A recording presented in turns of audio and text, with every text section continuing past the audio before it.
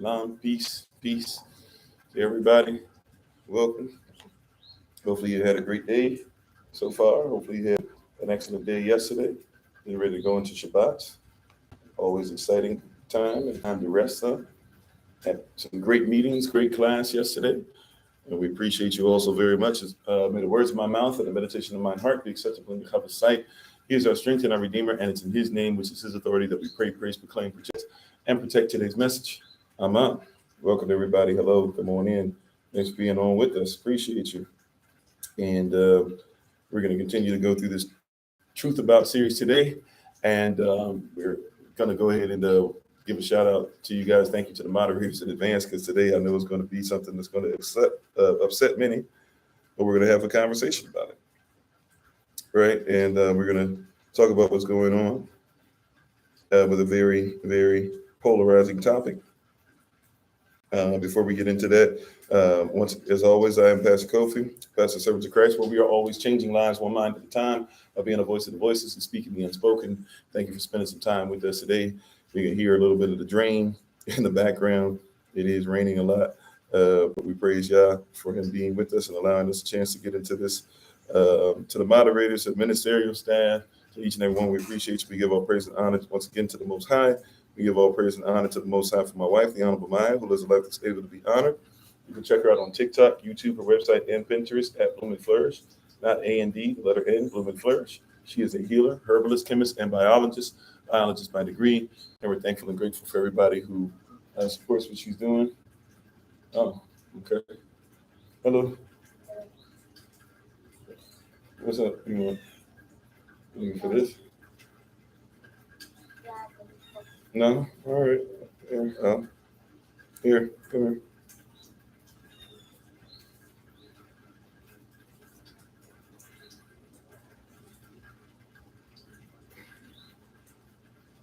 All right. Here, come on.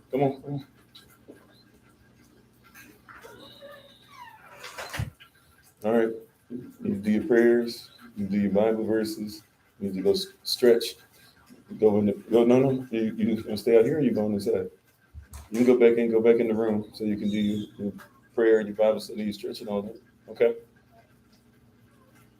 All right, my son running out here. Amen.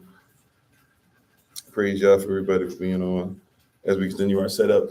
But once again, we give all honor and praise to the Most High. We give all honor and praise to the Most High for my wife, the Honorable Maya, who lives a life that's able to be honored.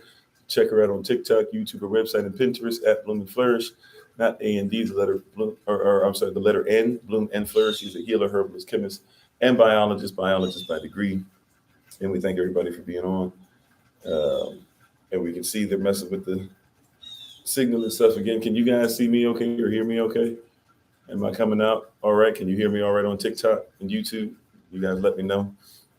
Looks like people are coming in and out. They're pushing people out.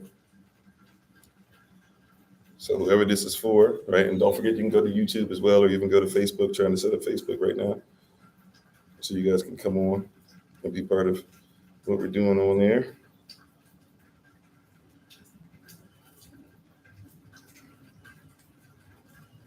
But thank you guys for being on. To the moderators, to the ministerial staff, you hear me loud and clear? Okay, great. To the moderators, the ministerial staff, each and every one of you, we appreciate you. We honor you. Thank you, babe, for that. Appreciate it.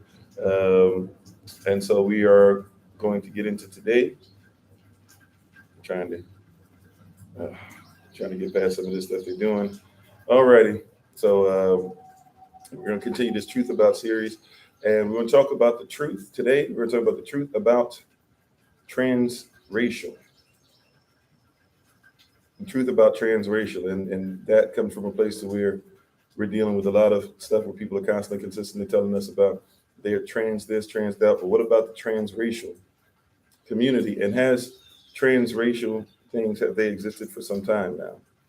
Right? Is this something new, or is it something that's been around for a long time, where we literally change who people are? And is this something that's the norm just for Turtle Island or for the Americas? Or is it something that's specific to much, much more? And is there anything that we should be learning from this to ensure that we're not falling for the okie doke? Right. So we want to talk about this in a little, go a little deeper into this than we have in the past. And once again, I thank you, moderators, even though it looks like they're going to be trying to push to make sure that not that many people get on today. Thank you for those who are going to step in and help us out. We don't mind if anybody disagrees, this, that, whatever. We just ask that at least you treat each other with humanity, and we make this a safe space for everybody, so that no matter what your opinion might be, even though I try my best to stay away from opinion, but no matter what your opinion might be, we can at least honor each other in our humanity and have some honest conversation based off of some honest words. Remember, we talked about this whole Truth About series kind of started with the whole thing as far as us talking about that we can't have honest conversation if we don't, first of all, have real or honest facts or things of that nature. So I do apologize. I don't know why I'm getting so light all of a sudden, looking like I'm transparent here on TikTok. Okay. I guess I just need to be further back, which means I might have a little bit of issue seeing your comments, questions, comments, concerns, but feel free to put them in there as much as you would like to.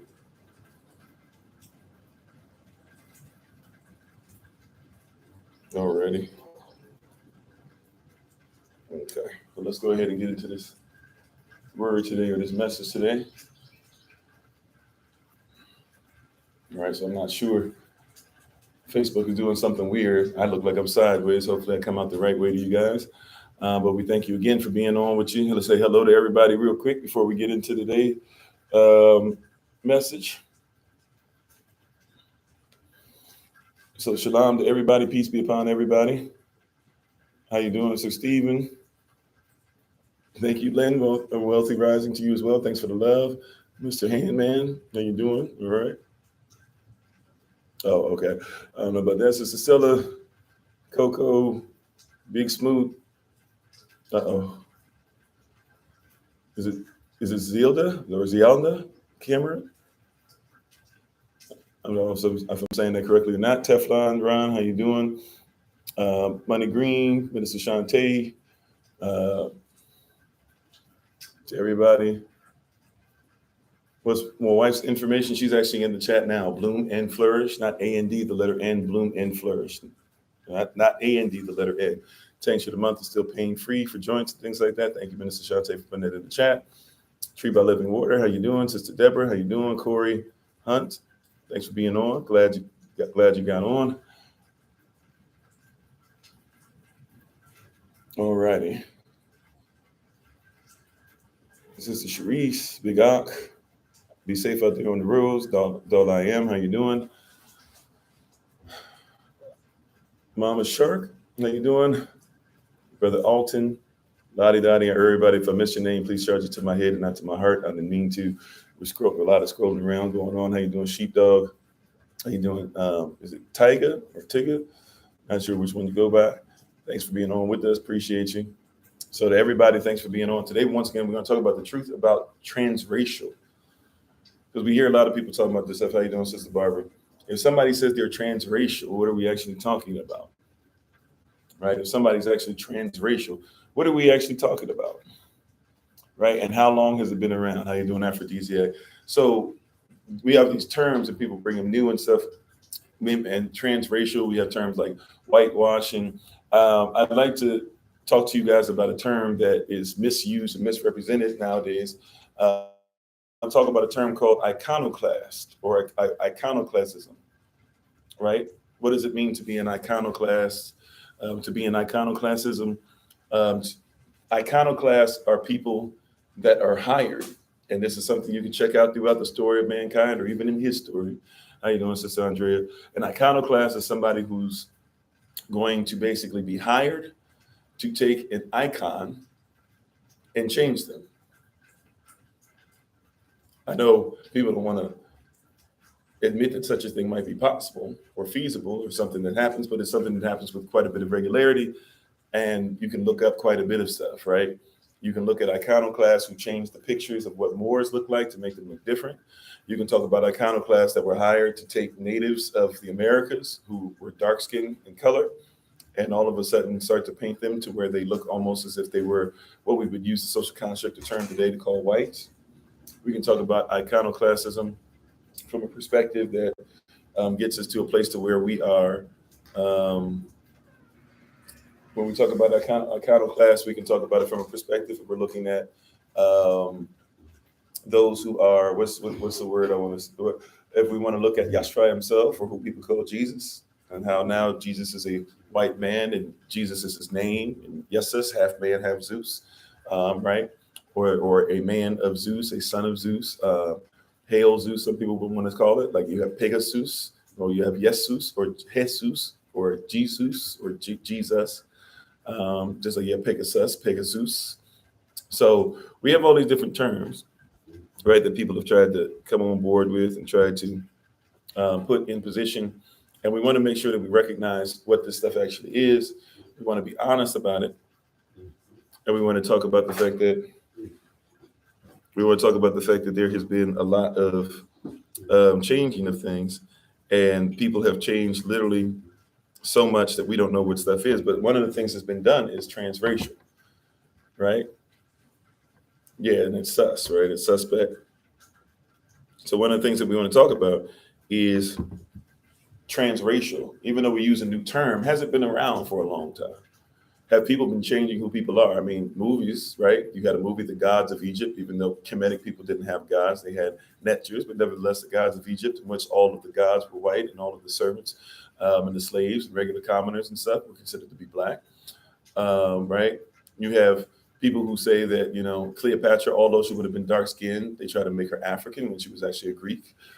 And you have Alexander, who literally would conquer a place and then put his mold up next to whatever deities and spirits that were worshipped, so that he could be considered to be one and the same as them throughout the story of mankind.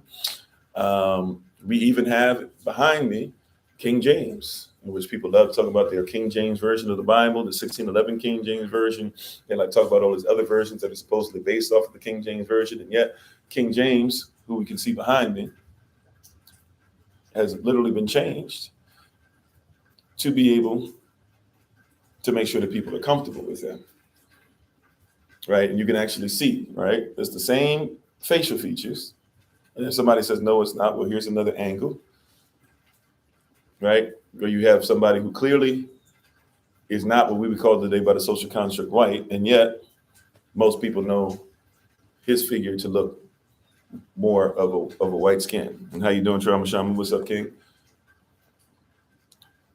So you have all this stuff. We know that iconoclasm or iconoclast, or the changing of icons, is real. We know that changing something to benefit somebody else's culture. We know how conquering works. We know that when you conquer a people, you have what's called a parade, and you have a triumph, and you have to become victorious, which means you have to create victims, and you have to kill them off, and you have to kill their families off. We know this is not a new context or a new subject or a new way of looking at things. We know this is reality. We know this is straight up the way it is.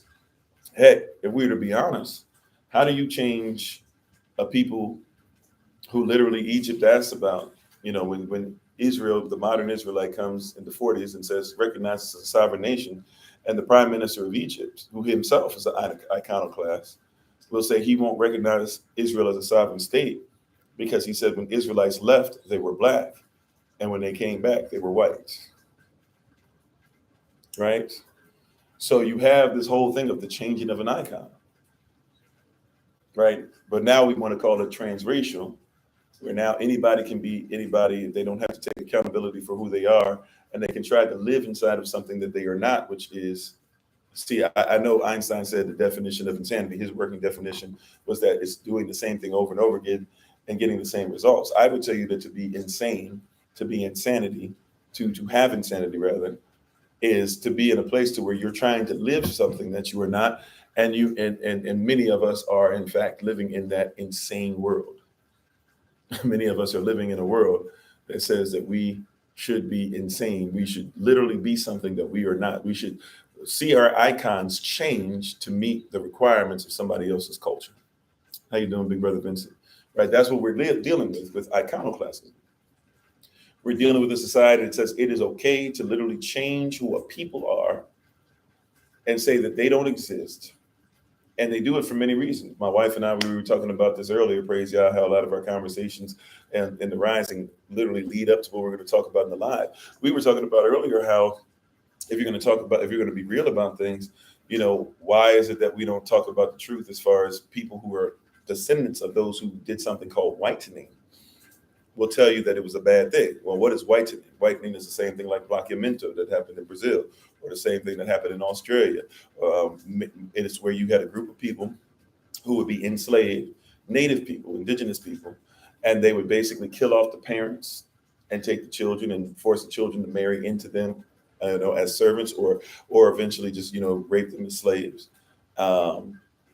And they would change living who they were to a point to where you can see Elizabeth Warren get in trouble a few years ago for being called out for the fact that she can't even show any proof, evidence, even DNA wise, that she is in fact native. But that's what she did to be able to get more money for herself, for her family, and even to be able to make sure that people voted her in.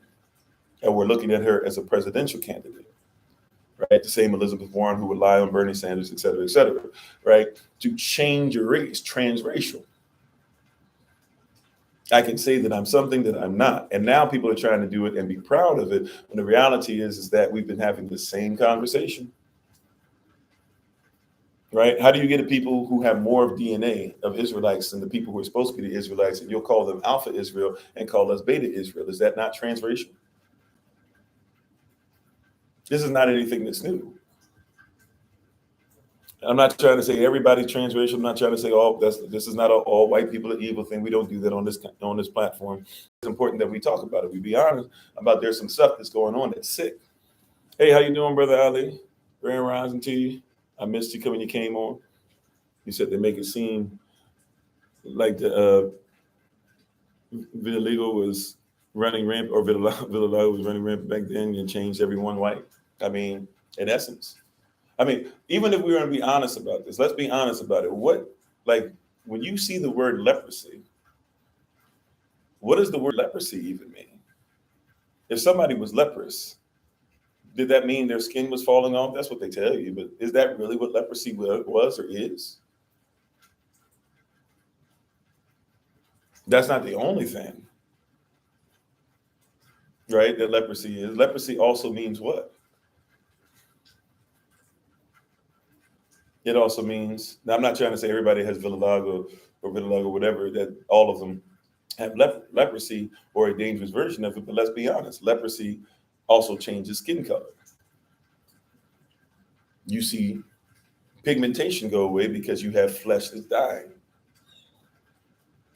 You have melanin that's not able to be there, right? You might even have, I forget what it's called, sodium paths or something like that might even be blocked in the body to cause certain changes. Right. So leprosy, if you were looking for signs of leprosy, you were looking for somebody to start having signs of being pale.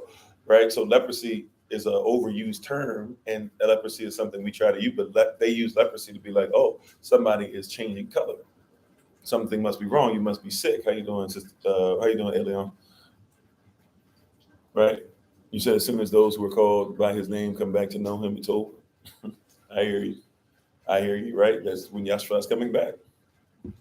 Right. But I'm just trying to say iconoclasm, if you hire people to change icons, you're hiring people to get away from stuff. And also what my wife and I was talking about, she brought this up, is that if you think about this, if I change who you are, I'm changing who you are to take your land, because land is beneficial. I almost was going to go today about the truth about land.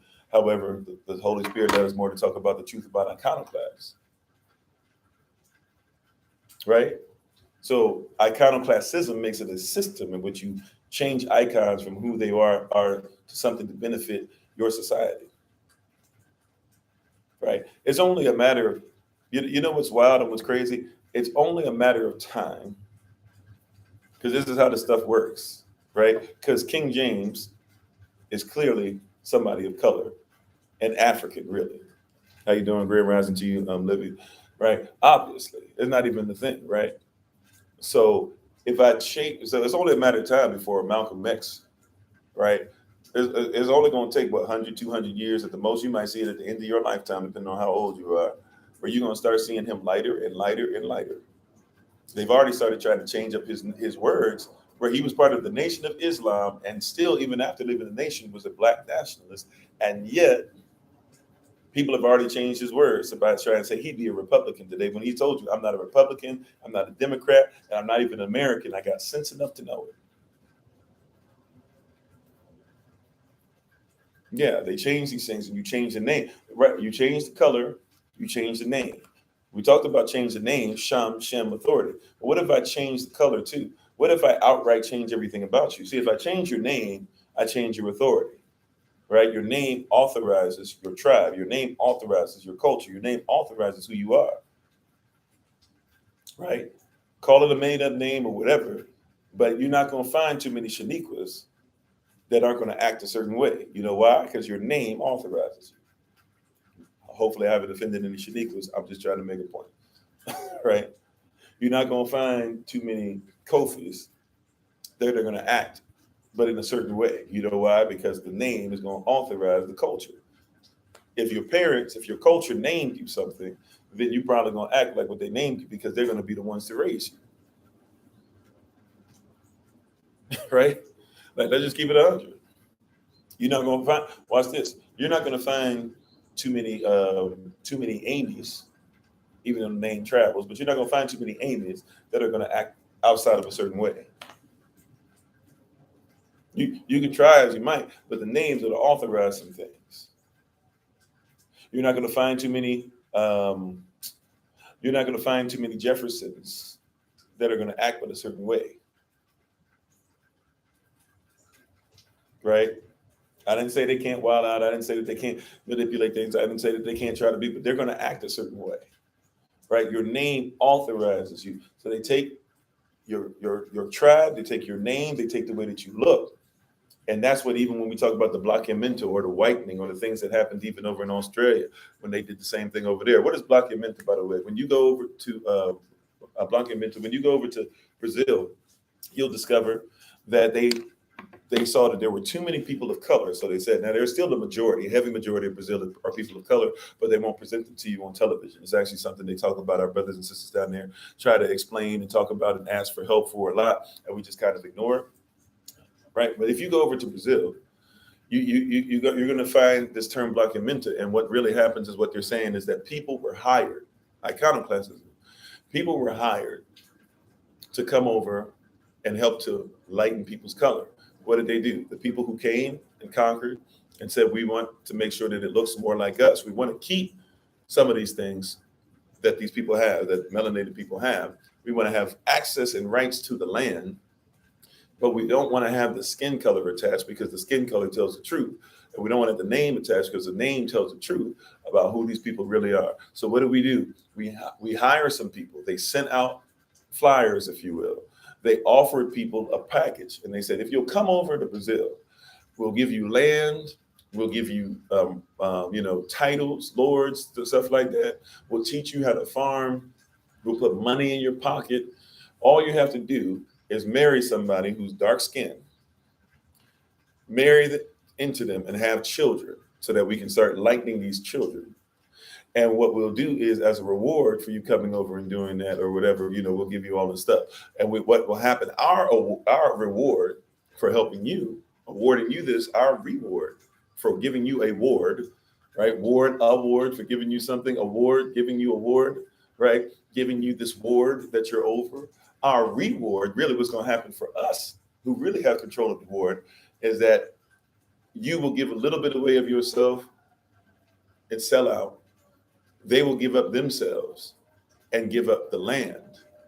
And even though we're over them, it'll go from being considered to be a colony to actually being ours, a state, a country, a nation, a people who have forgotten who they are, who have stopped worried about their language. And because these babies are now half us and half them, they will have to make a decision on what half they're going to be, or they'll at least have to represent both halves. But because the way our society is developed, they're going to have to do what? And how you doing, Sincere? They're going to have to now start leaning towards the power. If they want money, they're going to have to live how capitalists live. If they want power, they're going to have to live how these kings and queens live. They're going to give up themselves so that they can be able to have more. Many Caribbean islands promise euros, land money, lighten the race, things like that. Most definitely. Pops back out. How you doing, Brother Jermaine? Right? Yeah, like we have this has been something done over and over. Now people are trying to call us transracial, right? I identify as Black. or I identify as white. A black man says, I identify as a white man. All you're doing is iconoclasm, except you're doing it in reverse. You look at a white person as an icon. You say that they're better than your people. And you say, rather than identify with who you are and become stronger in you, in your community, you rather go ahead and be like somebody else. Iconoclasm. Iconoclasts. They have hired people over time to start to relate to and love and to learn and to lean on somebody else and to become, literally become somebody else, right? Come into being, come on and be, but don't become yourself. You already be, you just got to come into who you be. But no, like we're going to stop you becoming, come over here. Come into a new system, come into a new culture, come into a new philosophy. That's dangerous. Right? And when we say something, somebody will say you're a reverse racist. Even that is iconoclasm. Now you're changing racist or racism into something that says that now I'm more of a racist and you put me as the face of racism rather than the people that are problematic. You see that? Iconoclast is a mindset, it's a thought process. You got to be wholly holistic in this word usage. How you doing, Shirley? Thanks for being on. Right? We're missing a big key, a big part of the puzzle. Right? Iconoclast goes to the place to where, hey, I'll change the idea of what a woman is, of what a female is. And I'll say that all women are women to mean that the trans woman is just as much as a woman as the one who gives birth to our children. And we should treat them with the same respect as we do our children, or the one who gives birth to them. The one who gives birth to them is not as important as the one who wants to be them. Bible says, honor thy mother and father is the first commandment with a promise. Exodus chapter 20 and Ephesians chapter 6. Why not honor your mother instead of dishonor her and say that you are the same as her, even if you weren't created to be her? Iconoclast, TransRacial, right? Race even means competition. TransRacial. Well, hey, you guys are dealing with what you're dealing with because you just don't work as hard. You don't have the proper Protestant work ethic that we had as a people. If you would only be like the Irish, if you would only be like the Mexican, if you would only be like the Spanish, but you don't like the Irish and you don't like the Mexican. You don't like them either. You just like them a little more, or you have more tendency to allow them to do certain things because they look a certain way. And because some of them will not identify with, being people that have to fight against you as well, and still do have to fight against you if they knew that they were still enslaved.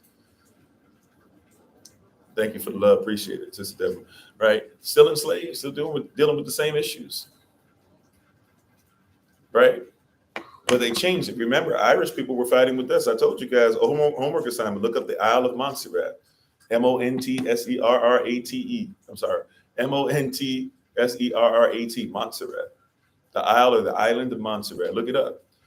Those are African, Native, and Irish people all together who ended up on the same island, dealing in poverty, speak Irish, or speak Celtic, or speak different forms of language, speak African languages, have African dances, cook dishes and stuff that represent even the native, put a whole bunch of different things. The culture had become one culture, a blend of things, because Irish people had to fight with us.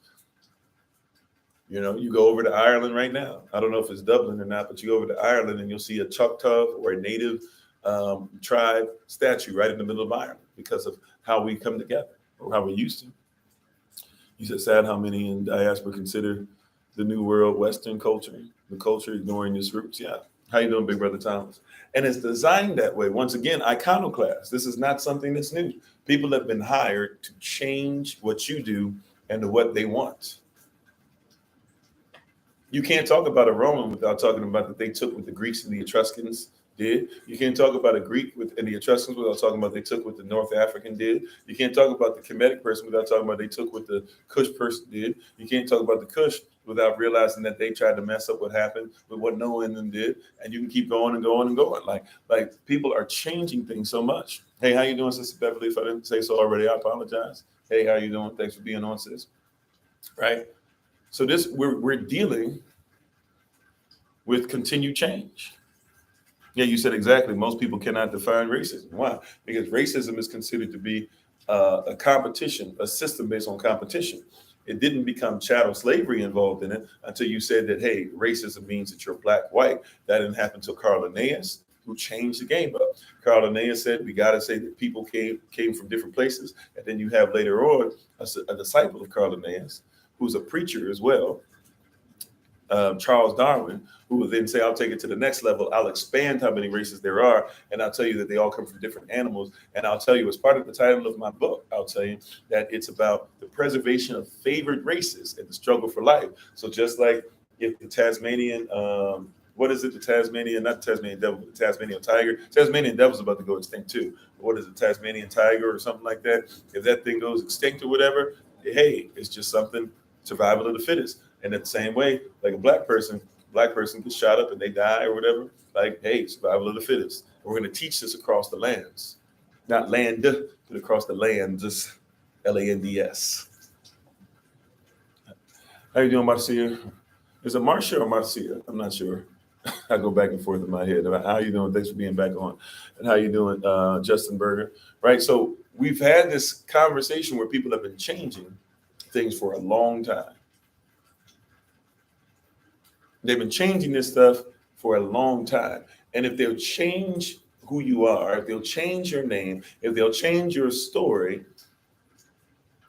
we got to ask ourselves now that we've made sure that we can recognize pretty easily, pretty simply, that this is obviously is what it is. Well, now we got to ask ourselves, is that a positive or a negative? Is it a positive thing to change somebody, tell them that they're not much? Yeah, so do you pronounce it Marcia? Number one, Marcia, or do you pronounce it Marcia? You probably pronounce it Marcia, right? But I just want to make sure. But is it positive or negative to change who a person is?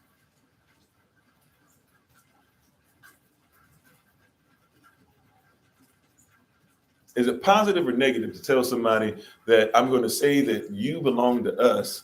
You're going to have our name. I'm not going to tell you what we did to you. I'm going to actually try to change who you are. And then I'm going to tell you, once you get into a system, my system, I'm going to tell you that you got to work your way up while not telling you you're a slave. Yeah, it's a negative, right?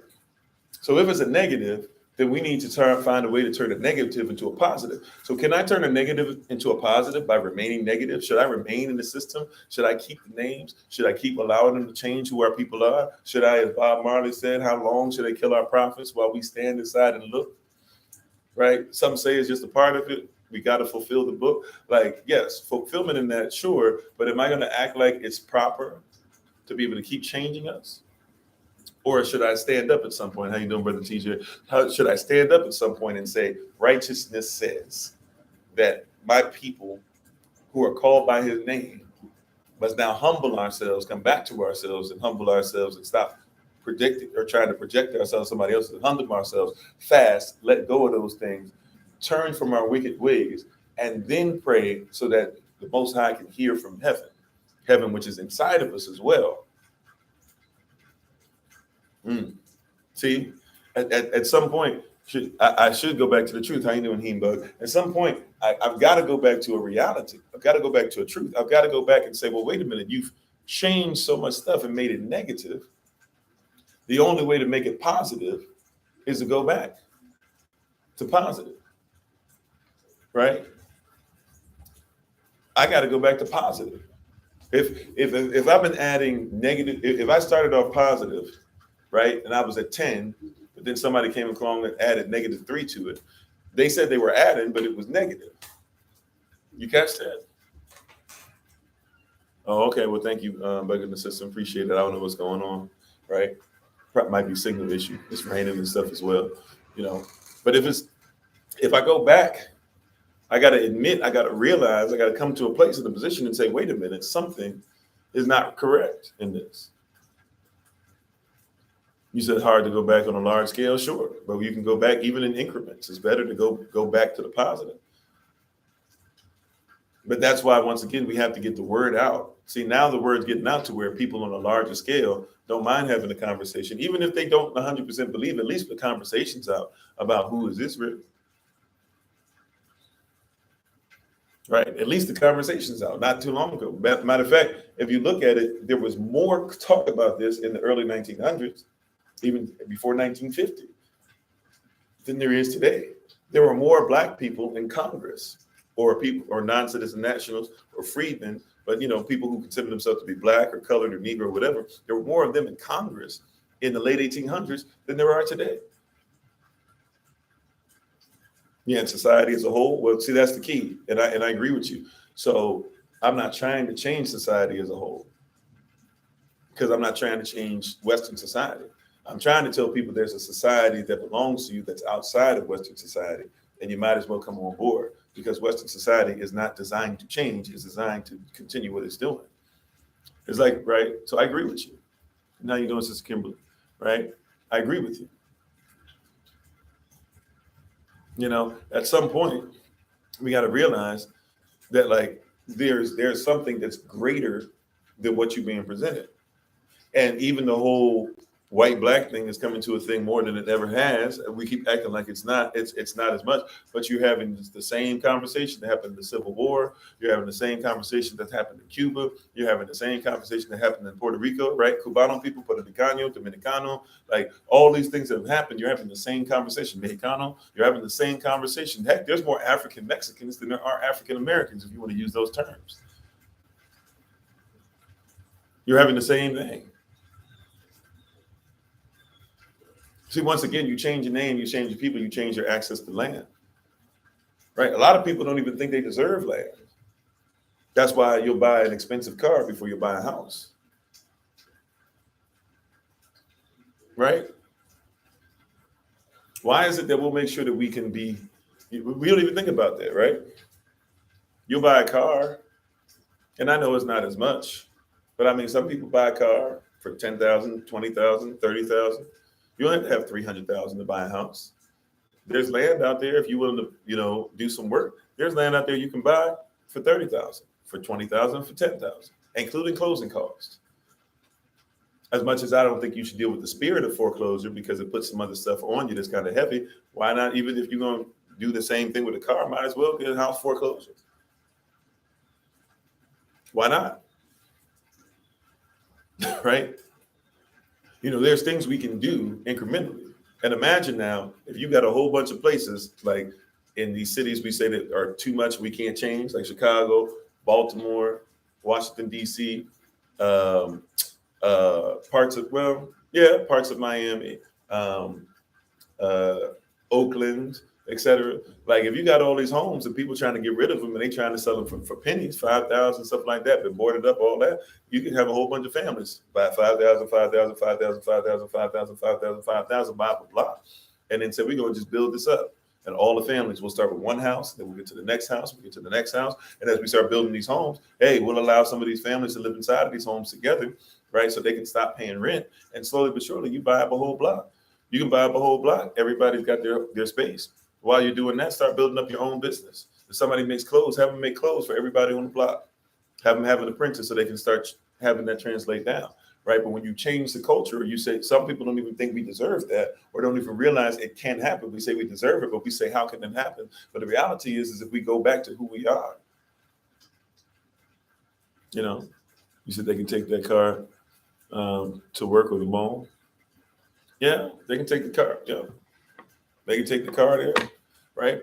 But what if you see what I'm saying? Like, you can have a mall. Like, what if somebody grows food for everybody in the community? You don't have to go to the store for that. You could have people ride bikes to certain places. I mean, if you save up for money and stuff like that, and you save up, you start supporting each other's business. Before you know it, it doesn't take a huge community to make sure that you never have to worry about money ever again for the rest of your life.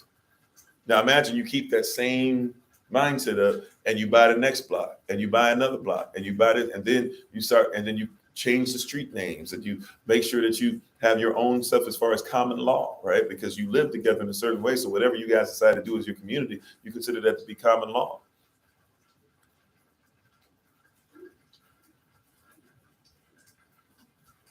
Oh, okay, they can show it off like expensive shoes. Okay, I get you. I get what you're saying. Okay, I didn't comprehend, my bad.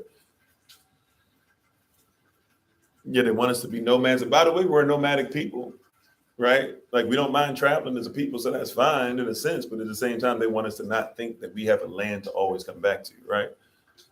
And so like you're saying, like what is wrong with us even thinking like that? We don't think like that. And then when we see it's hard to do, a lot of times we just take our foot off the gas. Oh, it didn't succeed at first. Yeah, like it took generations for these people to get to the position they're in.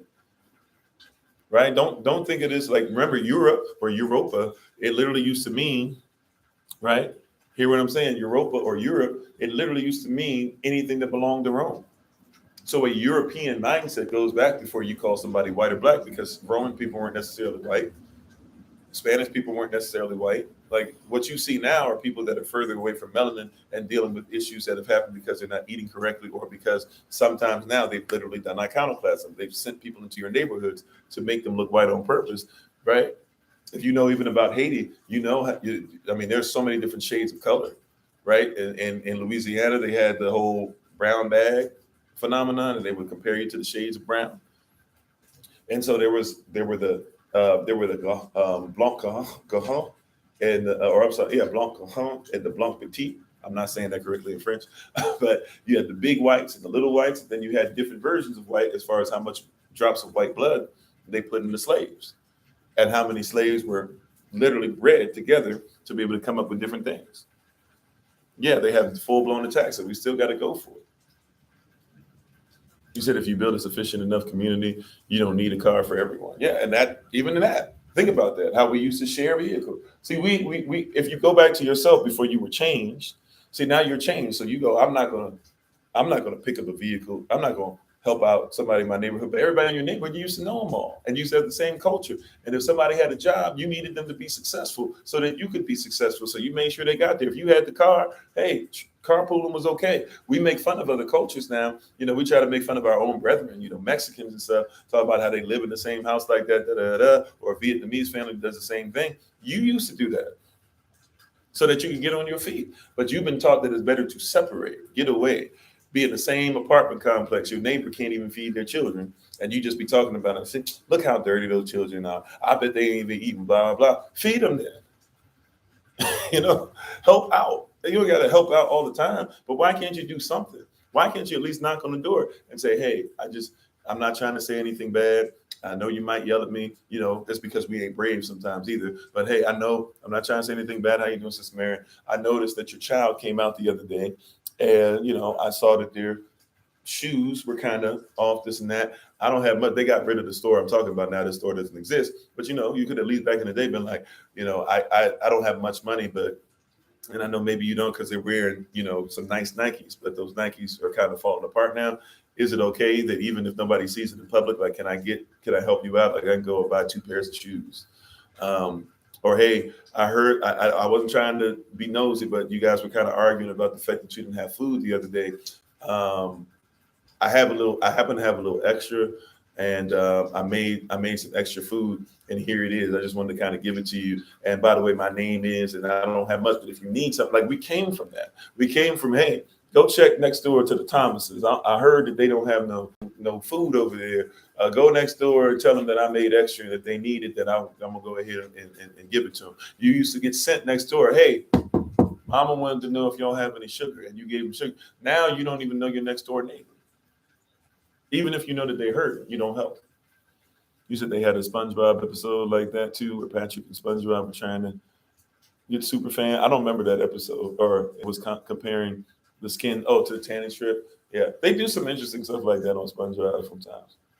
Yeah, and that's how they build generational wealth, and you can build it as well, right?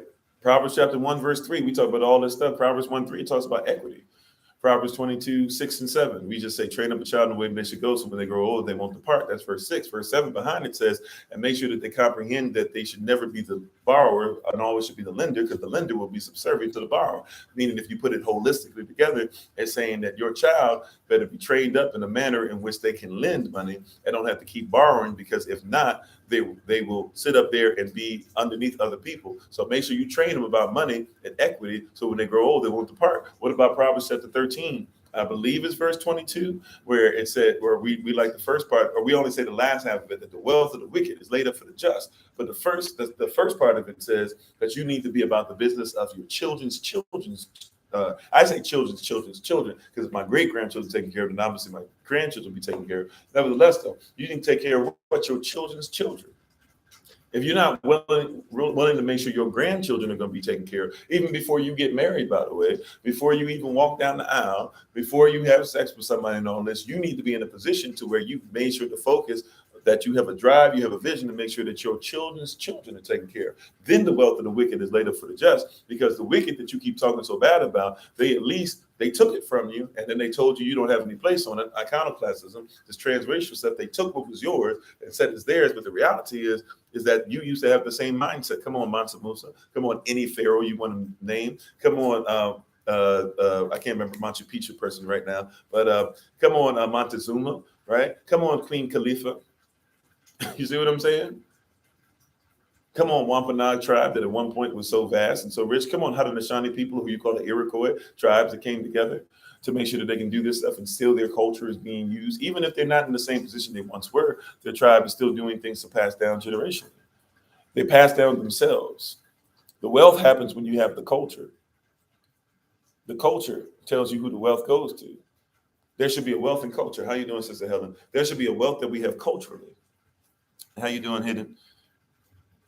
It's a blessing to have you on. Appreciate you.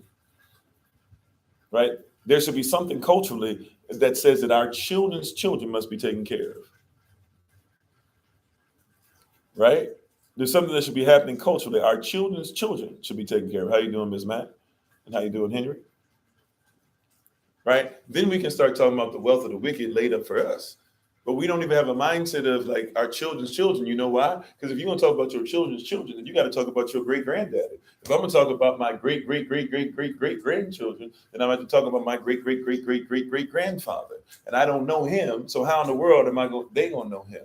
And if they don't know him, right? If they don't know that's their lineage, why is it that our lineage starts at 1861? Why is it that our lineage starts at 1776 when we were slaves and we were considered to be savages? Or prisoners of war, whatever term you want to use. Why is it that that's the case? And how are we going to use that to be able to come out of this? Stop thinking like the iconoclast, who literally is the conqueror. Romans 8:37, you are more than the conqueror. Why are you thinking like the conqueror when you are more than? You are more than. Right? Stop thinking like the person that wants to hide the truth and start thinking like the person who is truth. What is the truth about your ancestors? Everybody keeps talking about the ancestors speak to me. Fine, what's the truth about them when they speak to you? Because if you don't know who they are and what they represent, you won't understand what they're saying anyways, if that's your belief system. And I even believe in DNA memory, right? I believe in stuff that can be passed down, blessings, curses, but you won't even understand the blessings and the curses if you don't recognize who they are and why they got those things. Who is Montezuma? Who are the Olmec? And why did you get turned away from them? Why is it that they hid who these people were? Then when we found out who they were and we realized that they were us, now all of a sudden they tell us that, oh, we're not them, but there's somebody else. You didn't care about who they were. You know why? Because they weren't your people. It's like the same thing about the pyramids and the Sphinx and many different things that are falling apart and crumbling in Egypt right now, right? Not Kemet, but in Egypt, right? Why? Because you have these things that are crumbling because nobody cares about taking care of a pyramid. Why? Because it's not theirs in the first place. Why would they care about something that doesn't belong to them? Why is it that Rome fell apart and these aqueducts and all these different things that you saw, they just crumbled? People started taking pieces of them and using them. You know why? Because the people that were taking them weren't even really in Rome or in high society or didn't care, or those things never benefited them anyways. So they let them fall apart, or they took the pieces apart and they used them for other things because they didn't identify with it. It's not theirs. Right? Why is it that you got one of the biggest, matter of fact, some people would say the biggest pyramid. I'm not 100% sure that's accurate, but they would either say the biggest pyramid in North America or the biggest pyramid in the Americas is in Illinois, right? Where two rivers come together and they had all this plentiful stuff and they literally let stuff grow over it. And it's got your languages, even from Africa, and Israelite language and other languages that are in there carved in the side of it. Pyramid.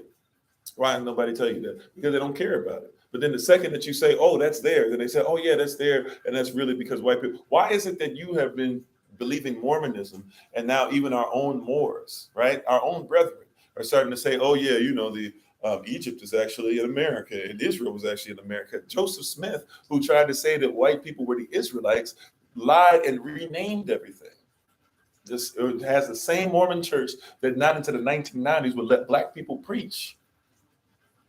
And black people were still going, but not allowed to preach. Think about the mindset that you have to have, the iconoclasm that has to happen for that. Think about that. Yeah, in Illinois, huge pyramid. Why don't they not tell us that there's more pyramids in Georgia and Mississippi area than there are anywhere else in the world as far as the concentration of pyramids? Why do they not tell you that there's a pyramid that's buried in underwater now? It's down in the water. There are 3 pyramids right next to each other over in Cuba.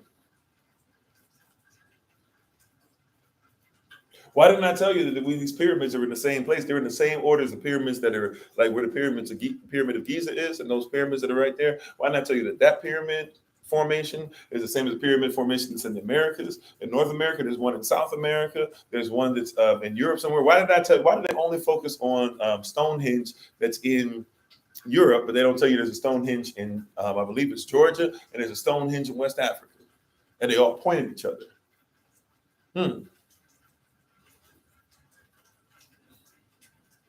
Right? I'm still learning about the serpent mounds. I'm gonna be honest with you. I don't have as much information on that. Right? But they don't tell us that these things are there. Why? Iconoclasm. And then when you find out about it, you say, there must be something about my people in that. Then what do they do? Iconoclast, transracial. Oh, no. That's not that. We're there. Our people always did that. You guys had no story, this and that, or whatever. But it's not your story. You don't care about it. You actually let it get buried because you don't care about it. Yeah, they lined up with the constellations for sure. But only what they consider to be theirs is important. Why? TransRacial. I changed the race, if you will. I changed who did it. And when I change who did it, now it's no longer the people's. I change who did it. If I don't tell you that you have this stuff in Illinois, and I say it's a pyramid there, and I say the social construct, black people did it, right? Or black natives or people of color or whatever, if I just bury it and let it remain buried, because I don't care about it and I don't want you to know about it. It's not important to me, so it shouldn't be important to you. What's important to me is, and should be important to you, is you being a slave to me. Now all of a sudden I show you who you are, and I say there's a pyramid there. And now what happens? Oh, well, you're just trying. You're a liar. I've never seen it. Just because you've never seen it doesn't mean it's there. It's not there. Stop it. You've never seen the Big Bang, but you talk about that consistently, and you want our children to learn about something that you can't even prove. But I can show, if your child goes where I'm talking about, you'll be able to show them that. Right? Yeah, Georgia Stones. Matter of fact, has anybody ever thought about the fact that one of the things that's crazy is that you have Mount Rushmore on Sioux land? Why do you know more about Mount Rushmore than the Sioux people? And why do you not know that Mount Rushmore was built? They try to change up the story now, but Mount Rushmore, it started to be built, it started to be carved. The same guy that was hired to give you what is known as Stonewall Mountain from Stonewall Jackson down in Georgia, right? They do a whole light show, and it's still about the Confederacy and to lift up General Lee and Stonewall Jackson and President Jefferson Davis of the Confederacy and many more that they want you to go ahead and be proud of, that the South shall rise again, the lost cause narrative. However, they don't tell you that the same person that did that to try and get you to think about that as being somebody else's land, iconoclasm, is the same man that was hired to start working on Mount Rushmore. Which means that when they talk about the Confederacy and the hate in the South versus the North, they didn't care about that. It's the same people that said that the same people who hired a German guy to come over and build that. So he ain't even here either. He's an immigrant who carried the same mindset. They said, oh, we like what you did down there. We want you to present these white people. And by the way, those white people that are up there, social construct, right? Because even Abraham Lincoln, technically, he's a Melungeon. He's a third white, not a third, but whatever percentage you want to give. His mother was half black native and half black African, and his father was a white slave owner. I'm sorry, I just lost TikTok. Somebody trying to call. Hopefully they don't keep calling and calling and calling, but they probably will.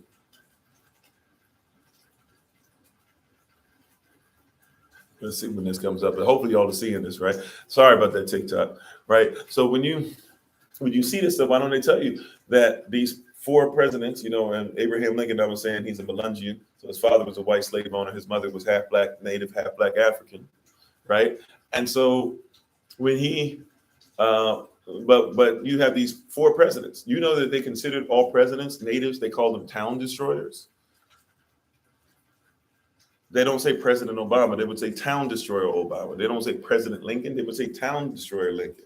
If you want to just keep it on Mount Rushmore, town destroyer Washington, town destroyer Jefferson, town destroyer Lincoln, and town destroyer Roosevelt.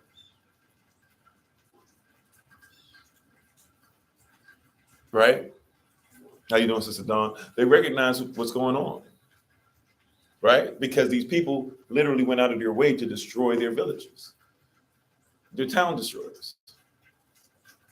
You said much more fitting. People say you like that better. I'm just saying that's how a lot of native tribes, they don't look at them as presidents. They look at them as town destroyers. George Washington hated natives so much that while he was fighting for freedom, he actually was using black, which could be African or native slaves, to fight. And then when he was going to win, he realized that people were saying, maybe you should give them freedom if they help us to get free. He literally changed up the edict and gave a new edict rather and said, hey, send all the slaves back. We'll go ahead and they started losing the war because they sent back what was helping them to win. They didn't have the numbers but he also hated them so much that when he was going through New York, he would stop preparing to fight the British and he would start fighting the natives. But if you hear people, they'll say, oh, George Washington, he did his best and his people didn't have any boots and they didn't have any food and blah, blah, blah. First of all, how do you not know how to forage? Right? And why did you kill off the people that could have helped you to forage? That's on you. Right. But number two, you could have just fought the British and won, and then it would have been over. But instead, you were more concerned about killing. Lincoln, while he's fighting, right, while he's talking about the Emancipation Proclamation, he's killing off native tribes on the same day that the Emancipation Proclamation goes out. He's killing native tribesmen, hundreds of them. He was supposed to be thousands of them. And some people say it still was. We just don't know. We don't just have the hard evidence. But we know at least on paper or wax, hundreds of them were killed on the same day. And he dropped it down because he said, I don't want it to look too bad on the day that I'm saying I'm freeing black slaves that are natives and Africans. He used to send people all the way over to California. This is during the Civil War. You trying to preserve the Union. He's sending people over. He himself is part native. Doesn't matter. He's sending people all the way over to California where the Khalifa people are to kill natives off down there. Because you're so busy thinking, oh, it was just about preserving the Union. They were still in manifest destiny. Manifest destiny is a false ideal or false doctrine or a false rallying cry that basically says that it is the right by their God to say that they should manifest their society and their civilization upon everything and everybody that moves, and they must take over the rest of the United States. It also goes hand in hand with something called the white man's burden, which literally says that, hey, we as white people, we don't want to civilize everybody. It's tiring, but you know what? If we don't do it, who will? So if God told us, if he showed us the way, we got to make sure everybody's civilized. It's just a burden we bear. And isn't that how they treat you still to this day? Man, we're the ones that made your life better. We took you from Africa. We took you from there. We took you from that. You can go back if you want. It's so bad over there. We took you. It's better here. If you don't like it here, then you're just not American enough. Don't they say the same thing today? It's our burden. We don't even like y'all like that. We did this for you. We freed you. It's a burden, but somebody's got to bear it. That's how they look at you. It is ridiculous, Sister Shima. And how you doing? Right? It is ridiculous. Makes zero sense. We were kings. We were queens. And let's be honest, we messed up and we played ourselves and we were so busy fighting against each other that we didn't see it coming. And we were sitting there teaching and we were their teachers and still didn't see it coming. They started defeating us, still didn't see it coming, didn't want to see it. And may I say something? This is something that I was taught by our brethren that were actually born and raised in Africa. Whenever I've gone back, or even when I talk to people who are here in the States, they'll tell you straight up, like African people, we can sometimes have a blind spot. We can be, what's the word for it? when you are like hopelessly optimistic. What is that? I don't know why that word is escaping me right now. We can almost be like we turn a blind eye to it. What's the word? Somebody help me in the chat. What's the word I'm looking for? You said that some of the people who look like us agree with the transracialism. Yeah. Same thing. They were busy fighting one another for sure. Oblivious, yes, but that's not the word. If it needs to pop up, it'll pop up. But I think I made the point. Not necessarily oblivious. It's like something's right in front of your face, but you'll just go ahead and ignore it and live because you're happy. Naive. Yeah, we are. They'll say that a lot of Africans kind of are naive because they're so used to a certain culture. Right. And we really not somebody who's naive lives in cognitive dissonance without knowing. But they'll tell you a lot of us are naive because in our culture over there in our tribes, we do things different. We treat people with respect. We treat people with love. If a woman has a baby, the whole community takes care of the baby. If there's an older woman carrying something, you just stop and you'll travel miles to help her because she shouldn't be carrying it. It doesn't matter if she can or can't. She's not supposed to do that on her own. Right? Like they'll say like you deal with other people and they'll say white people come over and we'll be naive because we're just like, oh, human being, no problem. We're not going to try and do what you did to us. You guys are going to love us the way that we love you. They'll tell you that. I've had many brothers and sisters, many pastors, many tribal leaders, etc. Many people tell me like, yeah, we're kind of naive in that because we don't see anything different. I've told you guys a story where my wife and I, we were with Pastor Owen. He was over in there, and we were with we had a driver who was a taxi driver, but literally he dropped everything, dropped his business. We made sure he got paid. Of course, he was going to do it for free, but he took us everywhere, and except for maybe a couple days where he wanted to make big money on those days, and he literally begged us permission. We're like, bro, take care of your family, but we made sure that we gave him something for helping us out, for blessing us, of course, to help make sure they were eating and everything. He was. Him and the pastor, they were trying their best. Our hosts, they were trying their best. We were trying our best to explain to them atheism. Now, I'm not saying nobody in Africa is familiar with atheists. I'm not saying nobody in Africa is an atheist. How you doing, Tavares? I'm not saying that, right? What I am saying though is that you believe it or not, a lot of people over there we were trying to explain to them that there are people that don't even believe in a higher power, that don't believe in Gianyame, that don't believe in Alacham, that don't believe in God, whatever you want to say, and they were like confused. And finally, when he realized what we were saying, my wife broke it down to him, and he realized what we were trying to tell him. They literally stopped the car, and we had a prayer session in the car because he was so distraught that there are people that don't believe in the Most High. Yeah, our heart is different. So over there, they'll be naive. You come over there, you talk about this, that, or whatever. They're like, oh, okay. They think that just because you come from America, they think that you're rich. Like over there, because hey, over here, you guys talk about this, that, or whatever. They don't realize there are people over here that don't have running water. There's people over here that can't drink water. There's people over here that can't afford food. There's people over here that live on the streets, Skid Row, stuff like that. But they think everything in America because they're naive. I had when I went to high school, I feel like it might have been junior high as well, but I know for sure in high school there was a brother that came from Nigeria, and he said when he came over here, he was surprised, he was shocked, and he was sad because he thought he was going to run into a Biggie video. He said that's all he saw in Africa. What he saw on television about America was rap videos. So he said he thought it was going to be why am I forgetting the name of the song? To all the ladies in the place with style and grace, allow me to what's the that's not Juicy, is it? Whatever it is, or whatever song it is, whichever one that is. He thought that was what he was going to run into, right? He thought he was going to come up and everybody was going to be in slow motion. Like that's what he thought black people did in America. He said he came over. He was like, yeah, whatever the song is, I love it when you call me Big Pop. Yeah, it's not Juicy. That's right. That's the other one, right? He thought that's what it is. Throw your hands in the air, right? If you were a true player. He thought that's what he was running into. He said he came over here and he was like, oh, this is nothing. And then he realized people don't take care of family over here. He was telling us this in high school, and we were kind of laughing at it, even though I knew a little more about it, but I still kind of just was like, oh, well, yeah, that's not really the case. But now you get older, you realize no, that's a real thing. Like we have this mindset that we think that everywhere we go is going to look like what we do. And so he realized, even though he had a chance to do things for his family because he was here, he realized that, oh, this ain't everything everybody says it is. Right? Right? This ain't what everybody thinks it is. And so when they say go back to Africa, fine, take a trip back to Africa. And you might say you might want to try and save up your money. You go over there, you're not careful. You might want to save up and get some land and just stay. And by the way, when you go over there, they'll make sure they don't want you. If you have a host, they don't want you to go to no hotel. They get mad. So there's a study about it. You know, yeah, they'll get mad at you.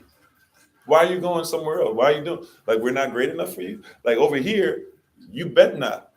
Some of y'all bet not try to ask your family or your friends or your community if you can stay at their place. Over there, they're like, why would you come over here and not tell us you're coming?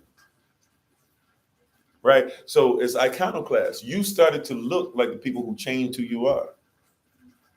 Right? You don't see, when you look at royalty, you think social construct, you think white. But you don't realize that you can't have any royalty without black blood, because you can't have any royalty in Europe that's not connected to King George, who was by social construct white, but also his wife, Queen Catherine, who was by social construct black. She was African. And before them, you can't talk about stuff without King James, who was black. Right? But you think white because they changed who he is. You know, we don't see it, but in our culture, we come from a place, and so we are naive too. Because what happens? All these times, all these politicians, they're going to show up at the same time for the same reason every 4 years, or every 6 years, or every 2 years, depending on what they're running for, and they're going to give you the same side story, maybe every year. The same thing about this is the year we're going to take care of your people. Preachers let them come into their churches and give their political stuff from their pulpit. That's something that always got me. It's like, this cat don't even care about y'all. You're going to give him a Sunday. You won't let your ministerial staff preach, but you'll let this dude preach. But they do it because if this person comes up there, they're going to do a favor for the church.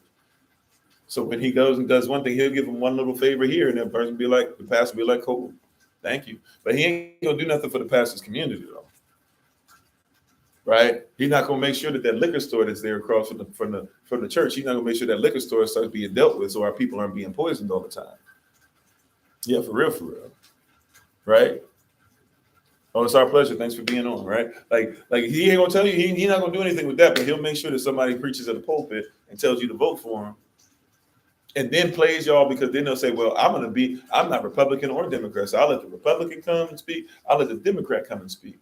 And they even have the nerve to quote scripture to y'all to say why you should vote for them. And we just go, praise God. Yes, yes, I hear you. We do better cheering for them than their own constituency does. And then you go vote for them. And then what happens for 4 years? They literally changed. You knew they weren't doing nothing for you. You were dependent on y'all. You were saying you wanted leadership. You were going to listen to the words of the preacher. You were going to do all these things. And here comes a new preacher. And in one sermon that's not led by anybody that you should be worried about, iconoclast. They changed everything in a blink, twinkling of an eye. So you said doing things like communicating an abundance of or food and space allowed us to be peaceful and work on knowledge. Most deaf.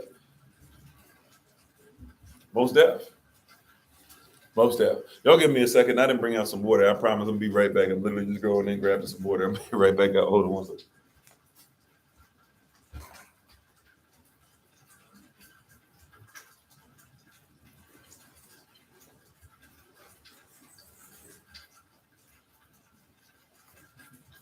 All right, right back.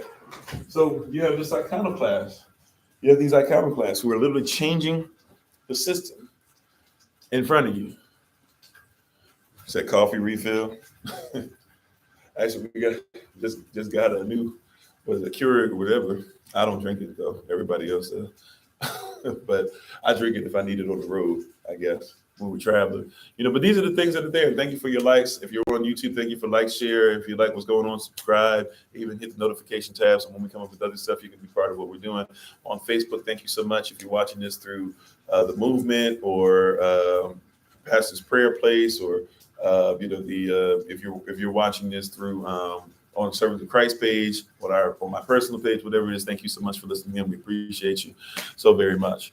You said we are taught to be at war to simply survive. Most deaf. And the problem, I'm not against you I'm just going to alter what you said a little bit. I'm not against you. I want to alter. Well, I'm not going to alter what you said. I want to alter the words, if I might. And I want to say it like this: because you said that we are at war, just trying to simply survive. We are trying to simply survive because we don't realize we're at war. We're saying the same thing, but I want to even put more emphasis on it, if I might. Like we are actually at, trying to just hang in there because we don't realize that we're at war.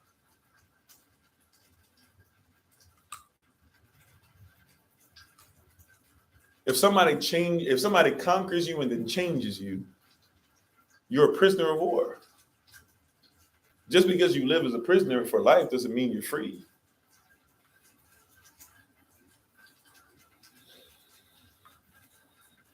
You hear what I'm saying? Yeah, we were tricked into being outside of our nature, and we think it's natural to be locked up.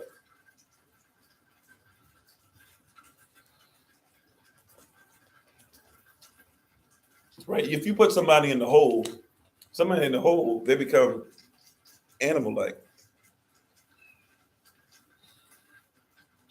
Have you ever considered that maybe Southside Chicago, maybe Southeast DC is always South somewhere, right? Or maybe the West or the South is H-Town, or maybe Oaktown across the bridge is different than San Francisco because they putting them in the hole. They changed who they were, and they have us believing we should sign up for it. And how you doing, Cookie? Thanks for being on. If I didn't say so already. Yeah, we got to unify. And it's got to be with y'all. We got to have a banner. We got to make the main thing the main thing. We've been taught so much about separation. Man, let somebody come on here and pronounce a Hebrew word different than you do. And I promise you, we're going to fight. Why? I'm not saying we shouldn't get to righteousness or what the original word is and all that stuff. But at the end of the day, look, if I say Yashua, if you say Yeshua, if you say Yahushua, if you say Yahushua, if you say Yahushua, whatever the case is, if I know who you're talking about, let's come under who we're talking about. We can figure out the name, the dialect, who's better, who's worse, all that. At the end of the day, can we come together? See, but we've been changed so much that we don't even realize we're arguing with each other, We're arguing with where the stuff came from. We're arguing with the source. Do you know that most of your arguments in your marriage have nothing to do with the person? That has to do with how they were raised? You're not even arguing what you guys need. You're arguing what your parents used to argue for and what your parents would argue for their family that they had to raise. But you got a family you're over. So you need to stop arguing on behalf of your parents. If your parents will come over and tell you that you shouldn't discipline your child, but they used to discipline you heavy. Right? You're arguing over something, right? So here you are trying to argue with your mama has come over and told you that you shouldn't spank him like that, and your spouse believes you should spank him, and so now you're arguing on behalf of your mama, who will go home and sleep with her husband, prayerfully, if she has one, but prayerfully, if things are working out correctly, she gonna go home and sleep in peace, and then wake up and make sure that she gets on the phone and, hey, did you tell your spouse? Did you tell them what I said about that? But they're not even gonna sleep in your bed. So now you got a weird menage a trois in the spirit, to where like this person trying to figure out how to sleep with two people, and you said that you want them to be consistently or married to one. But here came somebody and they hit you with that TransRacial, that they change you into them. Like, I might come from you, but I'm not necessarily you, especially when it comes to this particular family that I've got to raise. Right? But we do the same thing in our culture. Why am I arguing on behalf of hey, I need to argue for Joe Biden? What has Joe Biden done for you? And then you argue against me when I say, well, why are we voting this and that or whatever? You said, see, you're part of the problem. You won't vote. You won't do. Why are you arguing for Joe Biden? Tell me what Joe Biden said and done to make sure that your people live a more effective life. Help me out. How much food is given you? NADT. I never seen that one before, but I know exactly what you said. Right? Like what has he done? Watch this. What did Trump do? People were out there saying he's the first real black president. If you don't get, Get the out of here. I'm sorry, I almost cussed. Well, guess what? What did Obama do for your people? Because his first responsibility, matter of fact, they asked him, what are you going to do for black people as the president? He said, I'm not the black president of the United States. I'm not running for the white president of the United States. He said, I'm running for the president of the United States. And all of us speak out of, yay, thank you so much. You're going to bring us together. What he just said is he ain't going to take care of you. That's what he said. He said, I'm not here. The president's number one responsibility is to preserve the union. But you thought because he looked like you, he was going to be you. But see, all they did, they changed the president something that could look like you for a second. So now all of a sudden, now you got all this political fervor. You had to stop worrying about it for a while. You realized when they told you that Bill Clinton was the closest y'all was going to get, and y'all realized that meant that he was somebody who smoked weed and cheated on his wife and stole.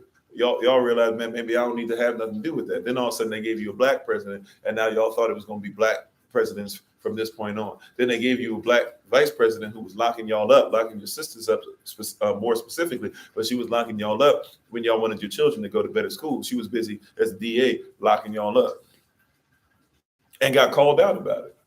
And when you see pictures of her home and her parties, and I'm not saying you can't marry a white person, but hear what I'm saying. When you see pictures of her and her parties, she's married to her white husband with a bunch of white people at the table and black servants around serving them.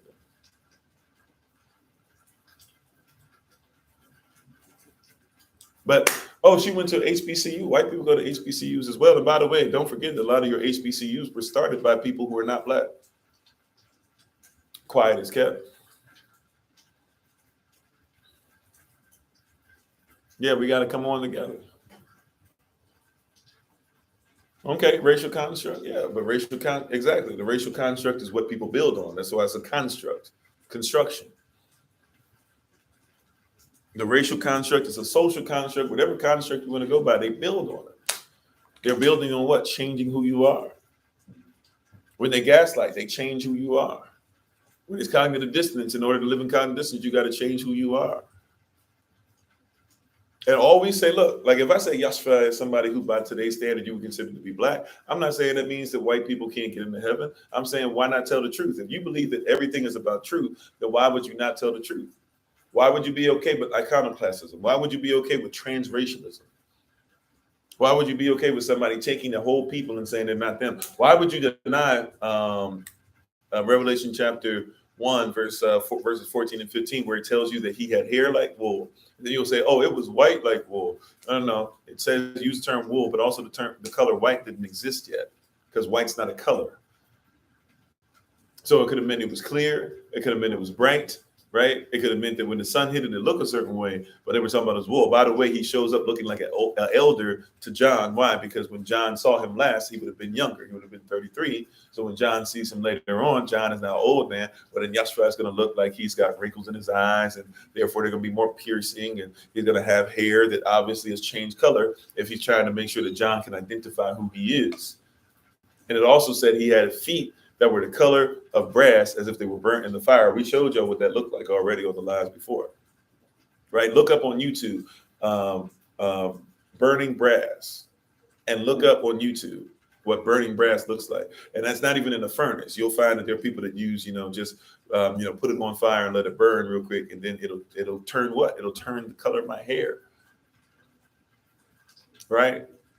It says that that's what his feet look like. And we won't admit that he was hidden in Kemet. If he was hidden in Kemet, that meant that he looked like Kemetic people. Because you wouldn't hide somebody who was white in a place where everybody is black. Because even Greek people that were in Kemet, they still were people of color.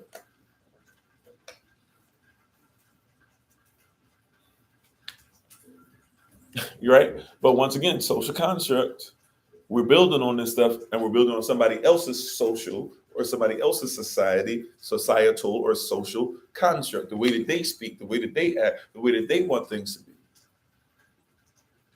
You said it can't say it's strictly race. Look at word is not a war of flesh, but principality. Well, once again, race, right? Even race, we say this all the time. The word race talks about competition. The only reason why you think about, or we think about nowadays through the social construct of race being attached to somebody's tribe or who they come from or what they look like is because people like Carl Linnaeus or people like 1859. People like Carl Linnaeus, people like the theory of evolution, Charles Darwin, people like Charles Darwin's cousin who came up with eugenics, lost cause, manifest destiny, white man's burden.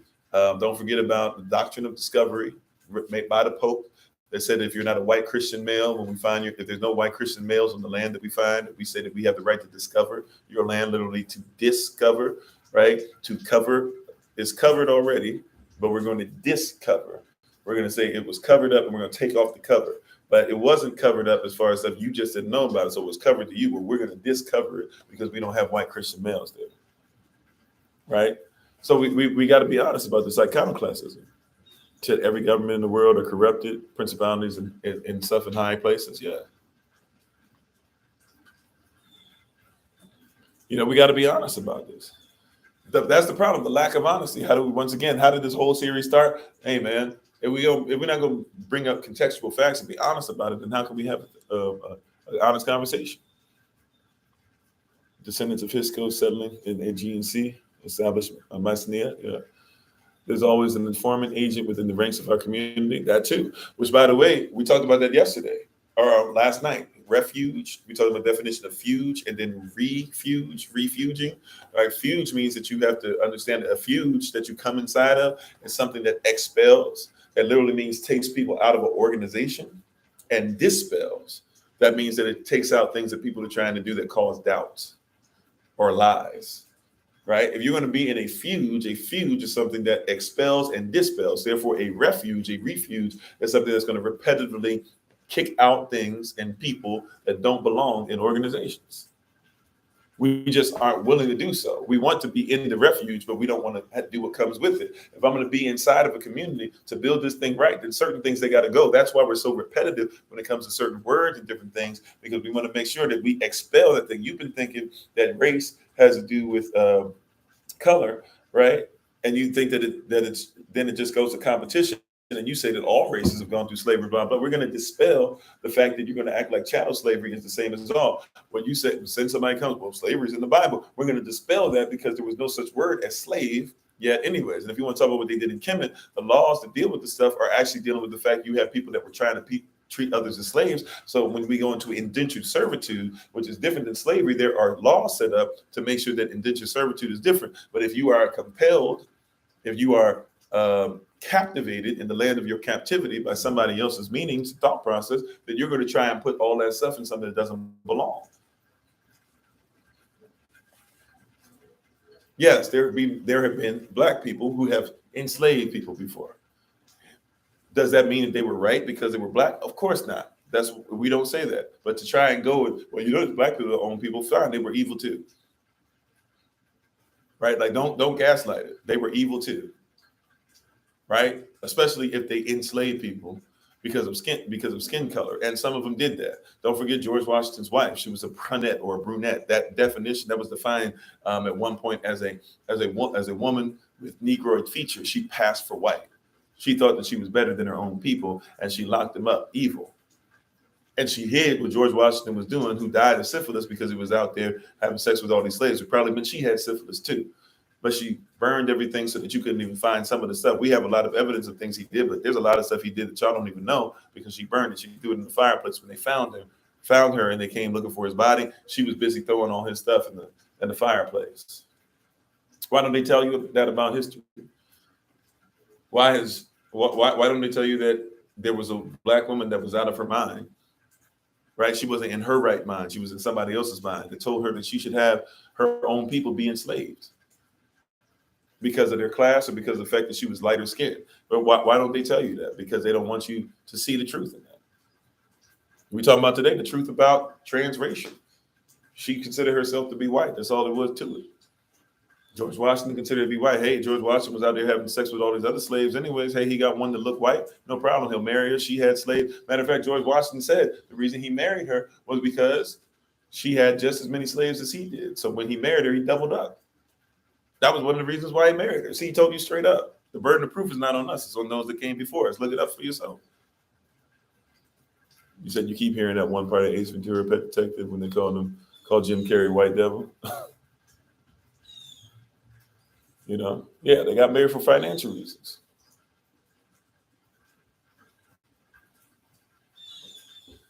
right? Oh, and by the way, chattel slavery wasn't only done in America, but it was only done with certain people. Chattel slavery was done in England, right? Look up how the Church of England, how the Bank of England, right, got their money. How did they become rich? Backs of slaves. Go to Georgetown University. Do some research on how it started.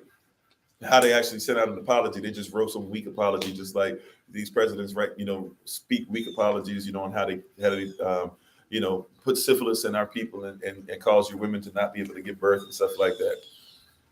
Still won't give did they ever give a formal apology for slavery? I think they do that in somewhere, these little weak apologies that they do. But look up Georgetown University. Georgetown University, it starts because you had basically Roman Catholics. You had some nuns trying to make sure that they were able to get some stuff together. They were failing as far as financially. They were going to lose everything. They write their family members and they have a family, or one of them has a family member that has some slaves. They say, can you donate the slaves? Donated some slaves. They donate a wife, a husband, and 2 children that are slaves. And or I don't even know if they were wife and husband, but they donated a mother or a female, a male, and two children. And then they basically get into the slave trade after that. And that's how Georgetown University became what it is today. That's where their money came off of. Right? But all they had to do was put John Thompson in front of y'all and put Allen Iverson there and Dikembe Mutombo, right? He's African, so surely we must really meet people that are cool. And they put Alonzo Mourning there and Sleepy Floyd, and the list goes on and on. Patrick Ewing, and they put all these players out in front of you, they put John Thompson III out. They brought back John Thompson lineage, hoping that y'all would not think about that or whatever. And they just had some poor black boys come that and gave them a chance and nobody else would, not because that they really care. Well, John Thompson did, but not because they really care, but because they wanted to make some money off of these people. And now all of a sudden everybody and their mama cares about Georgetown basketball.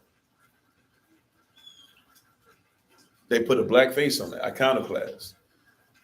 They changed up, but the reality is the black face you should have put on it was a slave. That's what made you what you are. And when you go there, you're not going to find, in all these statues that they have of all these people, you're not going to find a statue with a black family in chains, are you?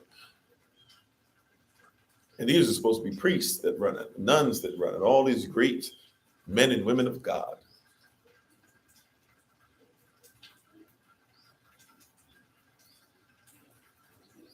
That's who's supposed to be running this stuff. And that's the story behind it. See, his story is different than our story, the story, the real story.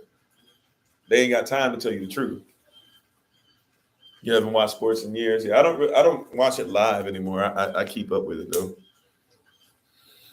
Right, but I'm just saying, like, that's why you care about Georgetown.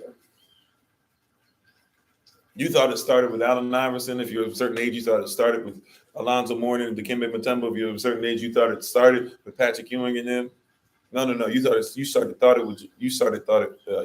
started with John Thompson III. No.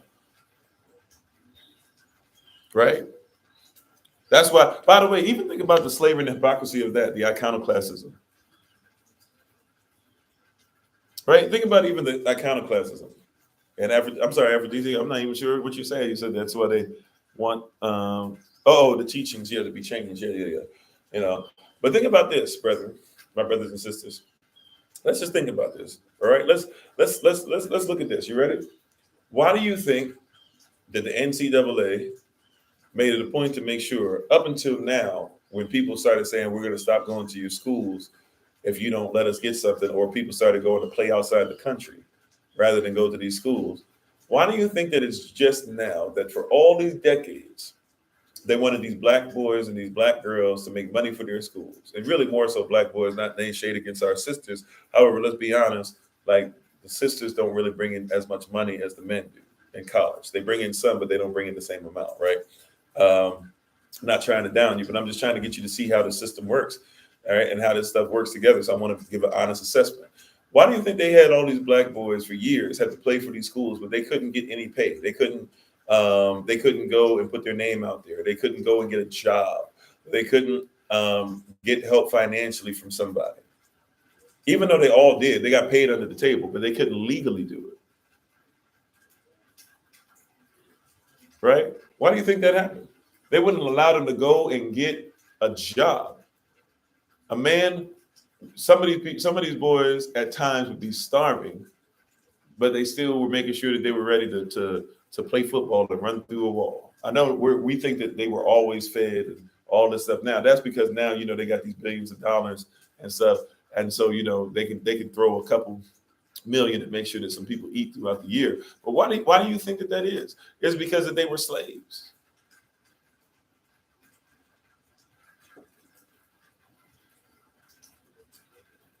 I mean, like these were gladiators.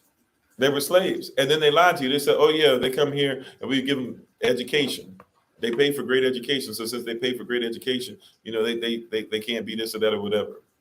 Our scholarship, we give them a scholarship. That means that they're getting great education. They didn't learn anything about themselves, and a lot of these people, they don't know anything. A lot of them don't even go to school for 4 years.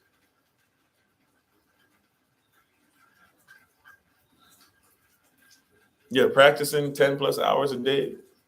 How you doing, Minister Sonia? Practicing 10 hours a day, all this stuff. Why do you think that was? They couldn't, these young brothers had to go and practice all the time, and we're supposed to somehow be getting a great education and getting great grades. You know how many teachers looked the other way and just gave them whatever grade was necessary for them to go ahead and keep on playing? Coaches would show up and say, "Look, we got a game coming up, and I know so-and-so isn't doing that well, but I need him to play in the game on Saturday. College football is Saturday, right? I need him to play on Saturday. What do we need to do to make sure that happens?" And even a teacher that thinks that they should go ahead and make sure that they hold them to a standard, they realize that coach, he speaks on behalf of the program, which means that he speaks on behalf of the dean, which means he speaks on behalf of the state, because a lot of these places are state funded too. Your taxes pay for these colleges, as well as all the other money that they make. So you still have to make sure your child eat. They get a certain amount of meals every week. Now to know, oh, I didn't even think about that. Yeah, Sister Shima, you got a daughter that's a track star, our track star at SOC, right? You can speak on it better than I can, right? Still not eating enough.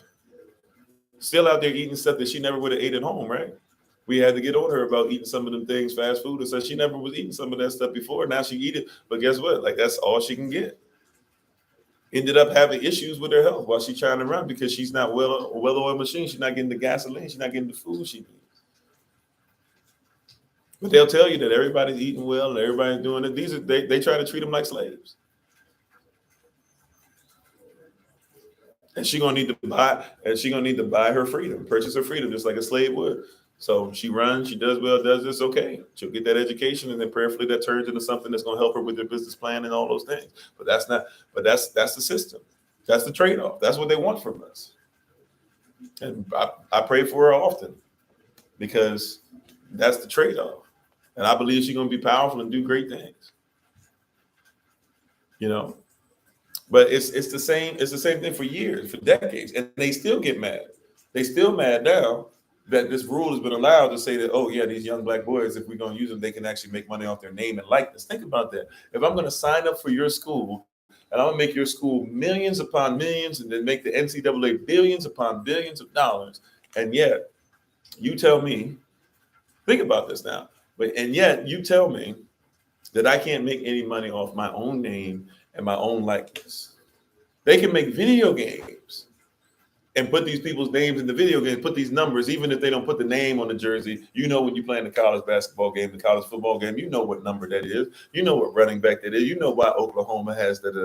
You know why Nick Saban and them in Alabama had this. You know why Auburn had blah, blah, blah. You know why Oregon State had da. You know what player that was, what year they played. But they try to be like, oh, we didn't put their name on there. But you're making money off them. You think people would care about who Bear Bryant and Nick Saban were? If you know what I'm talking about, those are famous Alabama coaches who are considered to be like the top 2 coaches ever. You think anybody would care about Nick Saban or Bear Bryant if there weren't some black boys out there making sure that they were known? Do I think banking black would help? Well, banking in general is not necessarily great. But if we're going to give money to somebody, why not give it to your diaspora? What I would hope is that if you're going to go to these banks, like we're actually going to try and start a bank of sorts sometime in the future. We got to get this land stuff finished first. But once we get that, starting a bank's not actually that hard. And but if you're going to be part of a bank, hopefully that bank goes into your community, into your system. So, you should have multiple eggs in multiple baskets, not all eggs in one basket. So, yeah, have your money in bank. What about having your money in investments? Investing in different companies, investing in different types of currency, investing even in other currencies. Like if currency lifts up, like if the pound lifts up, like why not be invested in the pound? You know, why not be invested in Dogecoin? Why not be invested in Disney? Even if you don't like Disney, if Disney gonna go up, might as well invest in it. It's only a matter of time before Disney buys something else and turns that into the next Marvel universe. They keep doing that over and over again. They bought all these stories, right? Beauty and the Beast, Tale as Old as Time. That's where they got it from. Pinocchio, go read the book. The book is scary as I don't know what, but they done made two movies off of that? One in 1940 and one that just came out this year, right? 2022. They took the story of Aladdin, which is actually an African story. They made it a Middle Eastern because they do the Middle East thing, but it's actually an African story, and it takes place with Africans that are in China and actually the actual continent of Africa. So it's actually a lot different culture when you read the book, the original, but nevertheless, right? And it really is just a part of the Prince of Thieves, or the 40 Thieves, or the Prince of Thieves, whichever one it is. Something in the Prince of Thieves, or something in the 40 Thieves, whatever it is called. So if you read that whole book, it's just a little excerpt of it, but when you read the story, it's actually very African. They bought up what they took the story of Merlin, gave you the sword and the stone. They took a whole bunch of different things from a whole bunch of different cultures, gave you Fantasia. They gave you Fantasia 2000, was it? And then gave you whatever movie that was with Nicolas Cage, where they just took a little part of Mickey Mouse and the Sorcerer, which is from another book. So, invest in certain things and programs and stuff like that. Like, I'll be honest with you. I haven't at the moment. I actually took my stuff out of it to put it somewhere else. But I'll be honest with you. I invested in weapons and American companies that did stuff with weapons. I guess technically I still am, because I wasn't able to get everything out. But I did. You know why? Because America going to pay money for weapons. It is what it is. So somebody might be like, oh, that's dirty money, blah, blah. The wealth of the wicked laid up for the just. I'm worried about generational wealth. I'm just keeping it 100 with you, right? Like, and some of that, if I can get the rest of it out, some of it's definitely going to go towards YLP 83 as we're trying to get closer to the 50,000 range, and hopefully get some of this stuff on and popping so we can get to that 100,000 as soon as possible and get the land. If we get to, really at 50,000, we should really have more options, but hopefully we can get to that 100,000 sooner than later.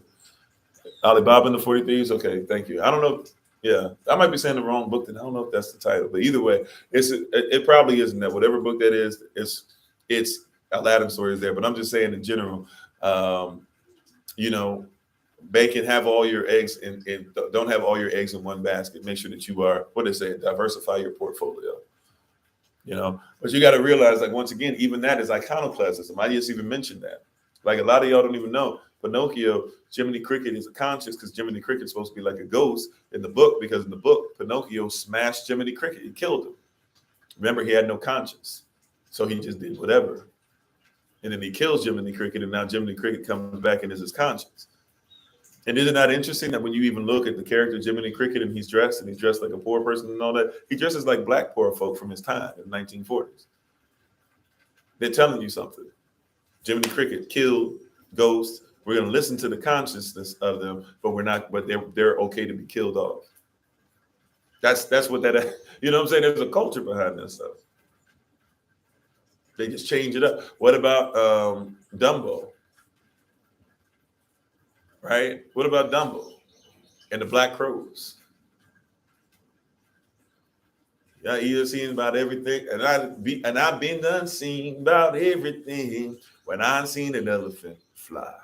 Right, jazz hand, wearing white gloves, right? Because that's you weren't allowed to touch white things with black hands, right? That's why your churches, they still have deacons and people who do communion and pastors and stuff. They put on the white gloves, and you have to put on white gloves. You got one hand behind your back because they don't want you stealing the communion and stuff like that. Yeah, hey, that's what it was, right? Bugs Bunny, white gloves. By the way, look up the original Bugs Bunny. He was a black man. He had a black voice, was doing black things. Played by a white man, of course, but they put a black experience out there to make him more funny. Mickey Mouse, black, wears white gloves. Minnie Mouse, black, wears white gloves. Donald Duck, white, does not wear black gloves or does not wear white gloves. Goofy, black, wears white gloves. Go look up the original Elmer Fudd. Why does Elmer Fudd speak the way that he does? The original Elmer Fudd, black man. Can never get it right with the wascally wabbit. He can't speak correctly because black folk don't speak great English. Iconoclasm. They're literally like we have been inundated with so much imagery that says that we're not who we are. Superman, Kal-El, Kal. Now, some people would even tell you got to look at a fallen angel for that. Sure. Also, too, don't forget the fact that Al, part of the word Al means Elohim or Elohim, right? He comes from a planet in an ark, just like Moses was in an ark. He comes from a planet that dies off, right? Blows up, doesn't know who he is, and later on finds out who he is. Sounds like Moses. Written by two Jewish writers who said that they were tired of Jews being mistreated because the Jews are the chosen people. So they wanted to write something out to show that Jewish people are often stronger and make more wealth than everybody else, but they have to fit in. And isn't that interesting that for every other hero, right, they are who they are. I'm sorry, for every other hero, their alter ego is their superhero character, right? But with Superman, his alter ego is actually being like you. They're like, hey, we just want to fit in. We just want to go ahead and get in society. We have to act like we don't have any power. We have to act like we don't have any structure. We have to act like we're people that aren't really of any value. And so we come back into who we are. We just shrink right back in. Right? That's Superman. We're inundated with so much stuff over and over again. And I'm trying to tell people, it's not just people are doing this on purpose, right? Like, it's not just that we're doing this on purpose. You know what? It's because we don't recognize there's a spirit. That's why Revelation chapter 2, verse 5 tells you be careful with Nicolaitan doctrine. And Revelation chapter 2, verse 6 tells you be careful about Nicolaitan doctrine. Revelation chapter 2, verse 15 tells you be careful about the doctrine of Balaam. And Revelation chapter 2, verse 9 in the middle says that you better be careful about people that say that they are Israel and they're not. What is Nicolaitan doctrine that it warns about twice? It's Nicolaitan doctrine is Nikos laity, lay people. You go to a church, they call you lay people. Lay people are people that deserve to be conquered. What does Nikos mean? Nikos means conqueror. If you are a Nicolaitan doctrine, you are going to places where conquerors are supposed to conquer you. That's it. But you're supposed to be Romans 8:37, more than a conqueror. So the Most High says he hates Nicolaitan doctrine and he hates Nicolaitan deeds. But then Balaam doctrine says what? It says that that's a doctrine that literally was created to tell Israelites that they were not who they said they were. And so you have a whole bunch of that. You're warned about it twice. And here we have all these people that keep saying you're not who you are. You're not Israel. You're not really black, or it wasn't black people that did anything. You guys keep complaining. You guys have nothing. Why don't you get yourselves together? But everything that's there starts with us. Covenant wise, for sure.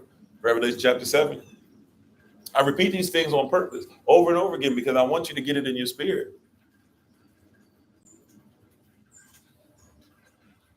Right? I want you to get it in your spirit that like you are loved. Revelation chapter 3, verse 9. There are people that say that they're you and they're not. You need to be the teachers and you need to be the people that teach them how to worship. And he will show, the Most High is going to show everybody that he's always loved you. Beloved, let not your heart be troubled. Beloved in Hebrew, it means Davad or David. So when he says beloved, David is who? Where the son of David comes out of, Yashphai, right? He comes out of that. He comes out of Judah being praised, fourth tribe of the people of Israel. First tribe mentioned in Revelation chapter 7.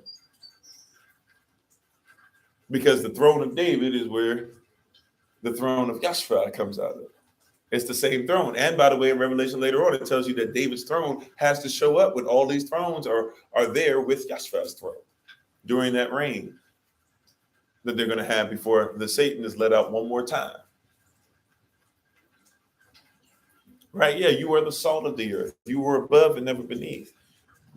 Your enemy's supposed to be coming for you one way, but they're going to flee several ways. This is not going to last. As a matter of fact, it's not lasting. They don't have a hold. But the place where they messed up, and really they didn't mess up. It's just prophecy. It is what it is. But the place where they messed up is when they started telling you lies. They should have just told you nothing. If they really wanted it, they should have just killed you off. But see, every lie is based off of truth. And so you got to tell me the truth in order to lie to me. You got to give me a sliver of it, even if it's a sliver. And when I taste it, I say, ooh, I've never had this before, but I was watching some people, trying to have, what do they call it? Turducken for the first time, which apparently is supposed to be. I've heard of turducken, but I've never had it. And I never knew what it was until yesterday, or 2 days ago, whatever it was I was watching, where it's basically ham, turkey, duck, and chicken all put together. And apparently everybody, the same thing I would have thought is like, it's too much going on here. That was everybody's conversation. There's just way too much going on with this stuff. I can't really taste one thing, right? But at the same time, you can identify, oh, that's duck, or that's turkey, or that's chicken, or that's ham. You can identify it, right? You know that that's what's going on. So it's too much going on, but it's a bunch that they threw at you, but you can tell, oh, that's what that is, right? That's what that is. It's a lot going on, but I can tell I know what chicken tastes like. I know that's chicken, right? I don't eat pork no more, but I can tell that's pork. Right? Like I know what that is. Matter of fact, I had to stop, when I stopped doing Gatorade, I was, getting away from pork. I didn't realize that, how much pork was in Gatorade. They don't even tell you, like you wouldn't even think I'm drinking Gatorade. Why would you put pork in that? But it started tasting weird to me. I used to be able to just down it, no problem, whatever. And then, my wife was like, it's pork and Gatorade, right? Because I was trying to stay away. Oh, man, but you can taste it. When you don't eat it anymore, something's introduced that's not supposed to be there. Hence, TransRacial. The truth about being transracial. This thing has been around forever. The Greeks just basically took the stuff from the Medes and the Persians. When they defeated them, the Medes and the Persians just took what they took from the Babylonians. The Babylonians just took what they got from the Assyrians. The Assyrians took what they got from the Cushitic and Kemetic people.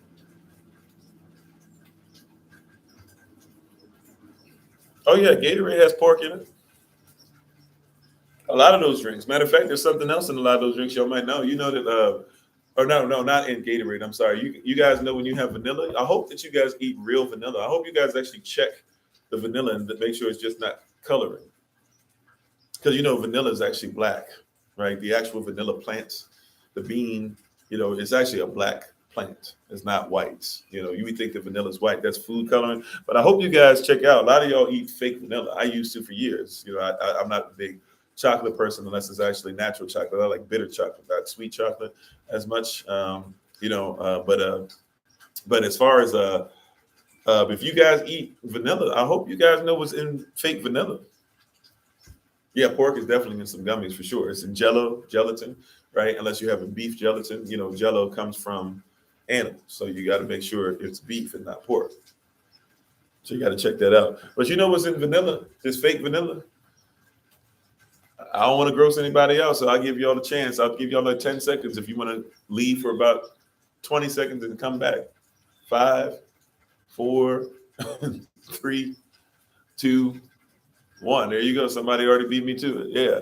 It's stuff from the beaver's anal glands. Now, how in the world they found out that they could make that seem like vanilla? I don't know. Somebody literally had to taste that stuff. But yeah, they found out that it's beavers, or not found out, they put beaver anal gland parts in it, or the juice even, if you will. So if you ain't eating real vanilla, you better make sure you're eating real vanilla. If you can grow some, that'd be great too. So I'm just saying, like, you got a lot of stuff. Stuff is so changed. We're so used to the modified that we're just getting back in tune with ourselves. We never ate modified food.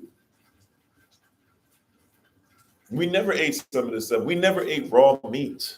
I'm still a meat eater, but I don't eat raw meat. Why would you eat raw meat? Or when I say raw, I'm talking about especially, blood. Like if you're gonna do raw, at least make sure the blood is out. You know, whatever you eat, you take on what that animal is. You are what you eat. That's why a lot of people like to eat raw stuff. That's why a lot of these people who aren't even hurting for food, like Joe Rogan and others, they actually eating human beings. You know that they have a whole thing online where you could actually literally they've cloned certain stars so that you could eat them.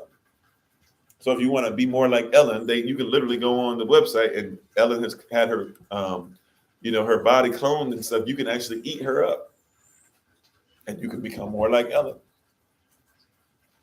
Like that's a real thing.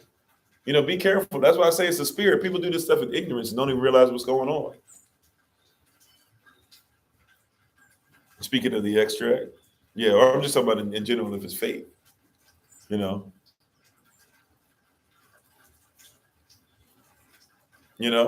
we just don't know. Don't forget it wasn't too long ago, y'all. Remember it wasn't too long ago that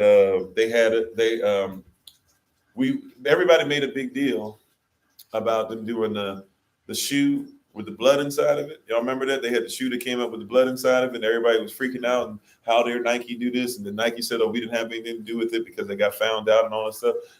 Before that, Tony Hawk, he was selling skateboards with his blood in it. Like people don't realize there's power in the blood. There's power in your blood. Your blood cries up from the ground. Your blood talks. The blood speaks. It's not just a churchy saying. The blood speaks. The blood has conversation. That's why you don't want to have blood on your hands. The Bible even says if we don't tell the truth about things, if we don't stop living in iconoclasm, that the blood speaks, we'll have blood on our hands.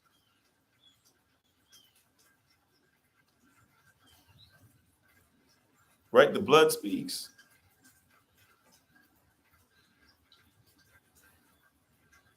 We got to stop changing this stuff from what it is. The only reason why abortions, now people don't even have a problem with abortions at all, is because you told them that they don't have babies. They're trying to tell you that a fetus now can be a fetus even when a baby is up to 2 years old in some places. Did you know that?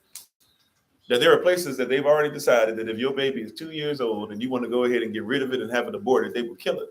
But they say they're not killing it. It's not really murder. Why? Because it's just a fetus. When did it go from a baby was a fetus? When did it go from I knew you? Like think about the craziness in this, because they talk about evolution, but really there's just de-evolution. Think about how crazy that is. That we started off where I knew you before you were in the womb, to where now I need to protect myself once conception happens, to now the first to where it's just a fetus, it's not even a human being, to where like it's a fetus up now to 3 months, to now it's a fetus to where it's 2 trimesters, 6 months, to where it's a fetus to now is 9 months, to where they can even do an abortion as you're giving birth. If you don't want the baby, you'll go through the whole pregnancy so that you'll be more safe, because abortions are not safe, right? And they cause all types of problems with women later on in life. So if you want to be safe, go through the whole thing, carry the baby the whole time. And then as it's coming out, we literally cut the head open and suck out the brains, right? Kill your baby while it's coming out, but it's just a fetus, to the point to where now baby might be 2 years old and people are fighting to be able to say, hey, I don't want this thing anymore. It's a spirit. Even if you ignorant of all the stuff that I'm saying, like even if for some reason you can't see humanity anymore, like you got to see there's a spirit going on where this stuff is attached. Even if you can't see it, we are changing stuff up. We're so into the modified. That is a modified way of taking care of a child. But that's what the Bible says and stuff like in 2 Timothy chapter 3, that people are going to have natural affection. Where is your affection? Why is it not of your nature to be affectionate to your own baby?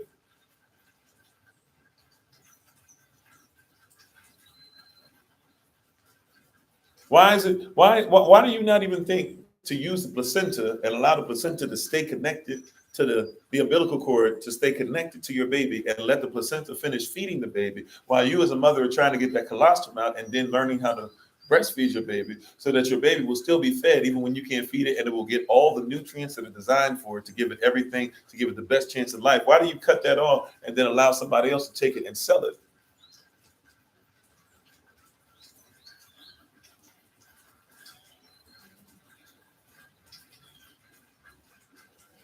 I mean, why do we do that?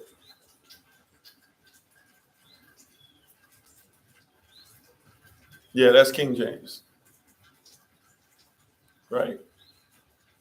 And yeah, and then call them stem cells or call them this and that or whatever. Now call it what it is. You stole the baby's food. That placenta was designed to keep feeding your baby. The Most High had that thing perfectly operated. And here you are cutting it off. And then they'll go ahead. Oh, no, no problem. No problem. Just letting you know. Yeah, I'm sorry. I'm in the middle of whatever. So, but like it, Henrietta Locks, right? Oh, we're gonna go ahead and take her cells and keep cloning them and stuff, and we're gonna not give the family any money. We're not gonna ask her or her family any permission, and we're gonna be able to try and use it to cure cancer.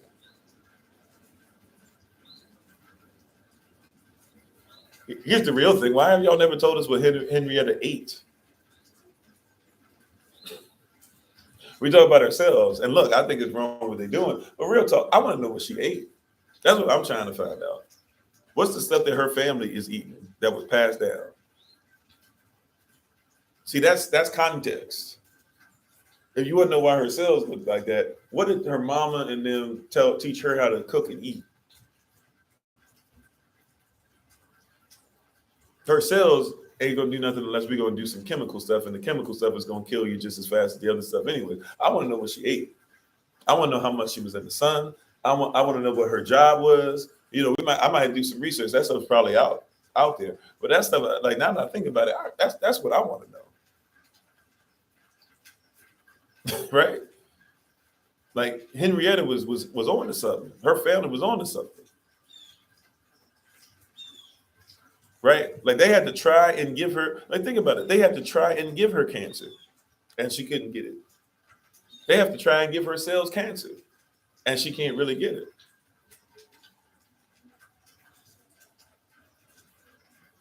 You said your mother used to eat a lot of meat? Cool. Right? Even meat back then was different though, because even the animals, they ate differently back then too. But that's what I'm saying. I want to know what she ate. Let's not change, like we even changed the conversation. I'm not saying it's not a wrong conversation. What they're doing is wrong. Right? But at the same time, I want to know what she ate. Yeah, melanin has some stuff to do with it, of course. Right? But as melanated people, you should be eating different things because melanated people are different. They keep telling melanated people, how you doing, Sean? They keep telling melanated people that we are have high blood pressure, but everybody has different blood pressure. Did you? I want to know what we need to eat for ours. It's like when you give your baby formula. Baby formula is supposed to be for the specific average white male baby. It's not for every baby. And instead of giving them a formula, you should probably just give them milk, because milk comes directly from the same source that they were literally raised inside of.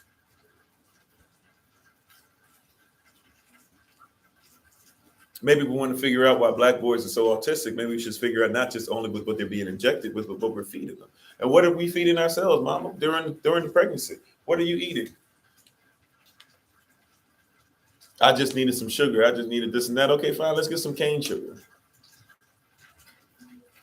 Matter of fact, if you're going to get pregnant, let's start growing things that your body's going to need so that when you get pregnant, you can just go outside and eat.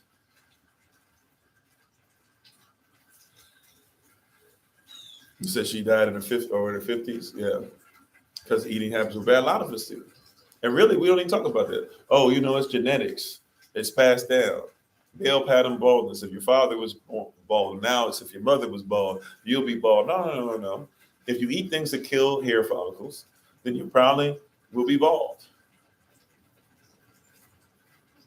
Yeah, they gave us scraps. But even in that, interestingly enough, we would still live pretty long.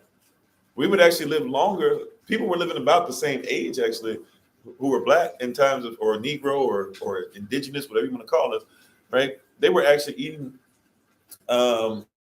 healthier, even though they did have to eat. Like we just focus on, they got pig guts and stuff like that. We forget that they knew how to forage. So even while they were out there working, they knew, hey, let me go over here. Let's put some poke salad to the side. Let's take it. Let's boil the stuff. Let's make sure we get it. You know why? Because a lot of them were familiar with the stuff that was native to the Americans because they were native. Even when they got mixed with African blood, some of them already were. But even if they were mixed with African blood later on, they knew how this stuff went. Right? And we're built different, so we should eat different. You can't look, an oil change might have the same procedure in every vehicle, right? Well, I can't even say that oil change might be, kind of the same format, but let's be honest, like a Ford F-150, a Ford 1500, whatever, is not going to be done the same way as a Toyota is. And by the way, a Toyota and a Lexus are the same company. So if I think Toyota, I got to think Lexus. So if I want to actually get a Lexus stuff done, I actually have to go and get Toyota parts to do an oil change because it's the same parts. Now they do things better in the Lexus, which is why they charge it, but they're still using some of the same Toyota parts. But if I don't know anybody, why am I saying that? I'm saying that you don't even know what's connected, right? Native and African already have a mix and have a similar culture, and you're doing certain things.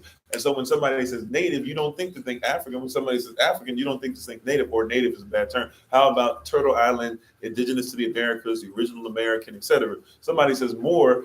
Now you've been trying to think, oh, I'm more Asiatic or I'm not black. No. Like when you say more, you got to think African. When you say more, you got to go black and more. When you say black and more, you got to think indigenous. And by the way, even when somebody tries to say Moors were over here, guess what? White people just called everybody Moors. If you were black, they could say you were Moor. Right? So even when you're dealing with this stuff, you got to deal with what? When somebody even says, give me some more, they talk about you. Where do these words come from? You got to know more about yourself. Literally, more about yourself. More meaning what? Add on to. Give me something that goes to the origin. Right? If you're having problems with anything on your body that's falling apart, you got to deal with stuff like, first of all, do you have great blood flow? Is your blood flow off? Right? We got to think more than just, let me go to the doctor. Like, what can you do to eat? Do you have anything in your diet that's red? If you want anything in your body to be healed, something that you should be going to is what? Ginseng. They changed this stuff from the original, these iconoclasts. They changed stuff. Like, get some ginseng. Ginseng root literally looks like human bodies. Right? So get some ginseng in your life if you want to do certain things, male or female. Have some stuff that actually produces seed or has seed in it so that you can stop saying, well, I don't know why I can't have children. If you don't eat stuff that prepares you to give seed or to receive seed, then you're not going to be able to have seed grow. They changed this thing up. I need in vitro fertilization. What in the world is that? Why can't you go back to the origin? We wrestle not against flesh and blood, but against principalities, against the original. The blueprint has always been here.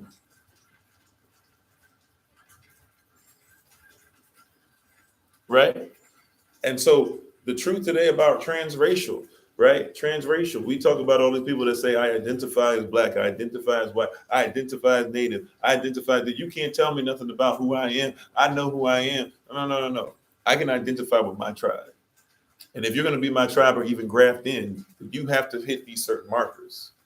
And the problem is that other people have been telling you what those markers are. That's why you think King James has to be white when we know clearly King James was African. That's why you don't even consider Queen Catherine when we know Queen Catherine is clearly African. That's why you don't even know about Gannibal, who's the grandfather of Alexander Pushkin. Because we just hear these terms and we just go white. No, that's you. And we've allowed other people. Remember we talked about this last night? Instead of expelling and dispelling, that's what the fuge or the refuge. If you go to a refuge, you're going to a place that expels and dispels.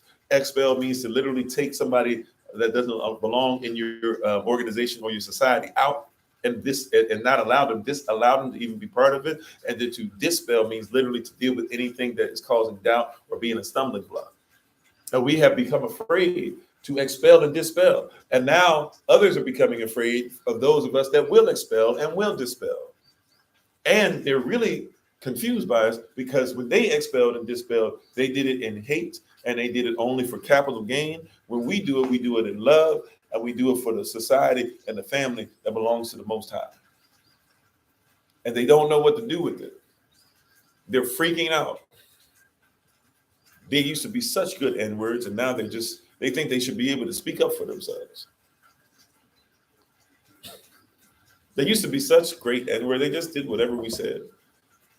They just listened to whatever we said. They just obeyed. They were trying. They thought that our ice tasted colder, or I'm sorry, our ice tasted better, and probably was colder. And now they're realizing, well, wait a minute, that they had the original transcript. They got the blueprint, and they found the evidence. We didn't even care. See, if they had hidden it, if they had cared about it, they would have actually destroyed it. Remember, the word care in our culture literally means that before you know that somebody needs it, you already have looked at them, figured out what they needed, and already started to come up with a plan to make sure that you can provide their needs. That's what it actually used to. That's what it actually means for us to care. If they had cared about it, they would have thought in advance, said, "Oh, we got to blow that up. We got to get rid of all this artifact." They saved the stuff and didn't even know what it was because they didn't care to even learn the culture to figure out what it was. So that's how we know that Cherokee writing is actually very similar, if not the same, in some time, even with Hebrew writing. That's how we know that Christopher Columbus came over and was looking for Israel. Matter of fact, I saw a video. I just want to tweak it a little bit. It was a white woman who was talking about it, and I think she was trying to come from it, through a scientific lens or whatever. And so she twisted it a little bit, but she said some real powerful truths. I think it's been floating around TikTok. I think I saw Minister Shante had shared it on Facebook. And I was glad that at least somebody is getting closer, right? Where she's basically said, if you look at it, Christopher Columbus writes in his memoirs, and really you can also find his journals as well. But he writes in his memoirs saying that he actually was sent on a mission to be able to look for Israel, and they were looking for Israelites, and they actually were trying to find a way to get Israelite stuff through, and then basically trying to get it through India or whatever. But it's kind of sort of right, but it's not the truth. They knew that the land of Asheroth was over what we call the Americas. Christopher Columbus had heard he could get to it through other Africans. He had been selling with since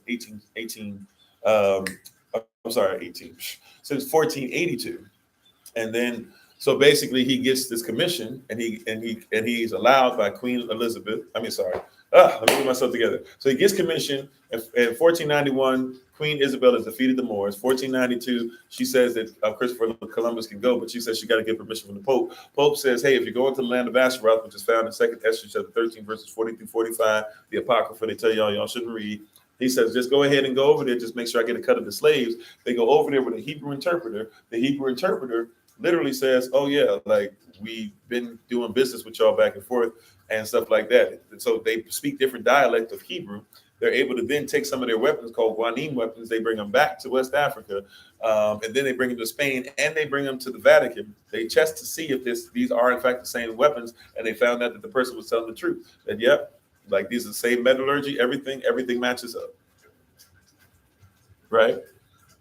Everything matches up. Now the reason why he used the term Indians is because that he said supposedly he was going to find India. And what the lie is they told you and I that we still have started that we still disseminate is we say, oh, he went looking for India, and he was looking for a route to India, which is foolish because he had been sailing with Africans around West and East Africa. And we know that they knew where Japan was, and we know that they knew about China. Heck, the Greeks and the Romans knew about Japan and China, right? We know that they knew who Indians were. Not natives to indigenous to the Americas. I'm talking about actual Indians. We know they knew who they were, and we know that they had maps of India. So what they did, so we have this weird belief that says, oh, Christopher Columbus, he was looking for India. No, when he came over and he was looking for something specific and they find all the stuff in the land of Asherah, he told the people who were over there, just call them Indians. And he said, he tell them call them Indians because that was what that's the word that they gave. That's what they told everybody. Oh yeah, we're going to go looking for India, because most people didn't realize it, right? They thought that some of the Indians. Now here's something else that'll mess with your mind a little bit, right? And do some research. I'm telling y'all stuff that you got to dig down deep into the rabbit hole, right? But here's something else they don't tell you: Indians and Black folk come from the same people. Indians and Africans are the same people. Indians and natives are the same people. Same bloodline, same DNA. So when they got there and the men see this stuff or whatever, and they didn't find exactly what they were looking for, but they found these slaves and they were dressed somewhat like some of these Indian tribes, they said, oh yeah, we found India. They lied to the men. Iconoclasm. We literally just spoke about a whole bunch of different cultures and just acted like all of them, and we just put them in one basket so that the uneducated would be able to keep on being controlled, right? But if those who were right, these people who were just soldiers, they didn't care about all that stuff. They just came there to get money and stuff and bring it back to their houses. They literally lied about everything, right? They literally lied about everything. And never told you and I, as we were growing up, never admitted to you that, oh yeah, like they knew that like there were West Africans who were Israelites and they knew that there were people who were indigenous to the Americas or mixed with African blood who were Israelites, and they knew about the Olmecs to a certain degree, and they came over and they did all this stuff and put it together. To the point to where you got these people with a sample spirit like Neil deGrasse Tyson, Dr. Neil deGrasse Tyson, who are out here telling you and I that we should be excited that Christopher Columbus came over and did all the heinous stuff, because if not, you would have had two different versions of human beings when the human beings that Christopher Columbus met and were already trading with the Africans and were already sleeping with each other and already having children. Come on now, like we got to get to a place to where we got to get we are better than that. I was gonna say we got to get better than that. We are better than that. We are better than that. It's transracial. The same thing that people are saying now. I identify as black. Okay, what kind of black? I identify as Israel. Okay, show me your laws.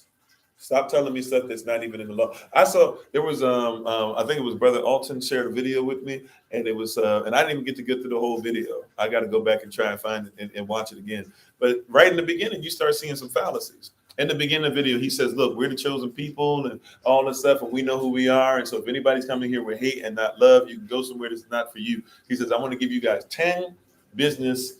He said 10 things that help us in business, right? Which, by the way, he has some great stuff about business, but he was trying to say it's Jewish, not Israelite, et cetera, trying to say Jewish is Israelite.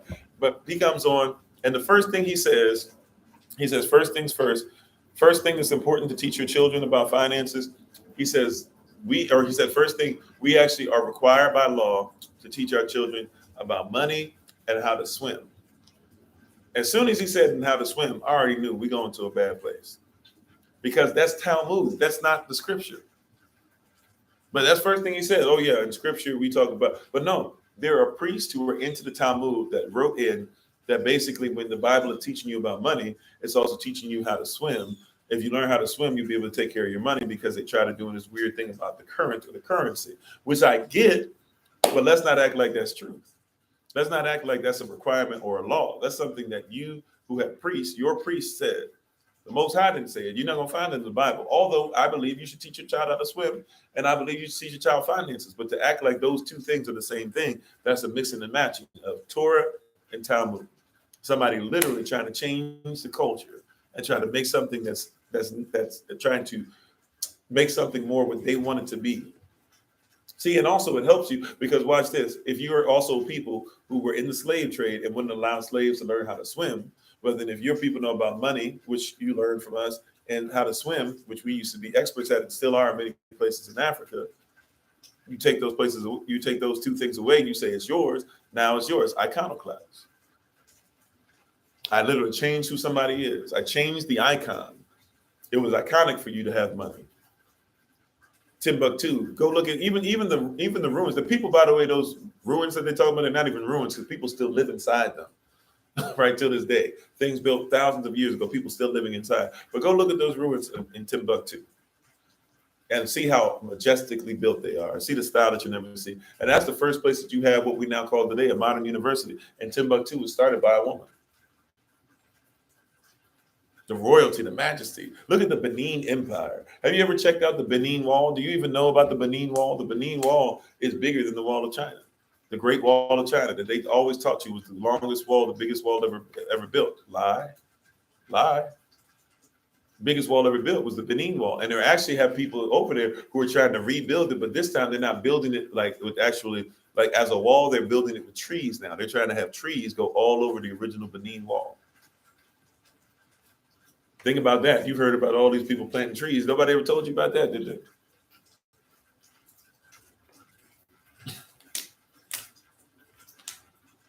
Right? Changing stuff up. The Great Wall of China. Remember they used to tell you can see the Great Wall of China from space? That's a lie. Somebody was able to actually find out if that was true. You can't even see it from inside the Earth. You get up a certain height. How in the world are you going to see it from space? But remember, they told you that. The same people that tell you, oh, yeah, this is what the Earth looks like, blah, blah. Same people that told you that you could see the Great Wall of China from space. You can't see the Great Wall of China from space. You cannot. You can't see any of these earth structures, earthly made structures from space. I don't care how big they are. Did they ever tell you? Anybody ever notice? Did they ever tell you? Did they ever teach you that if you go to the Amazon River, that was man-made? Anybody ever tell you that? This is how much you're not in your nature. You don't even think that we're so busy talking about, can we catch rainwater? Can we catch the water that rains? Matter of fact, I'm out of pocket. I'm supposed to be catching rainwater right now. Let me go. Give me 1 second. I'm actually supposed to be. I gotta set up and put something out for rain. It's not raining too much.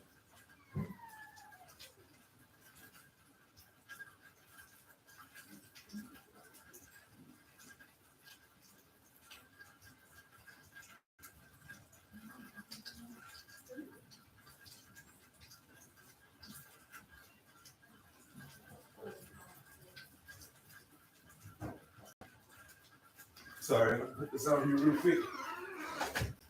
Get my little bit of water. Catch me something out here.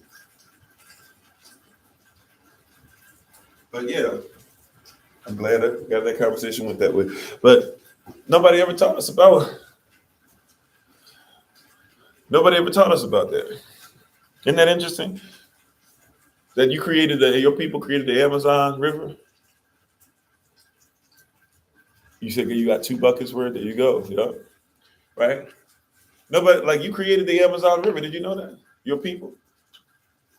But we're so disconnected from nature, we don't even do. They will tell you, as they looked around the Amazon River and many different places all over the world, they discovered that, you know how what was it? At the time, like, England, when they were sending people down, England had thousands of people or whatever. They had people with 20,000, 50,000. That was villages everywhere. That's what we were doing.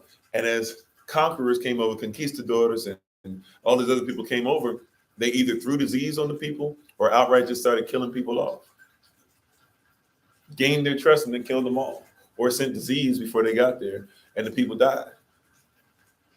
And you know why? Because these people had been so used to living in disease that they had. See, think about that. They want you to get used to disease, right?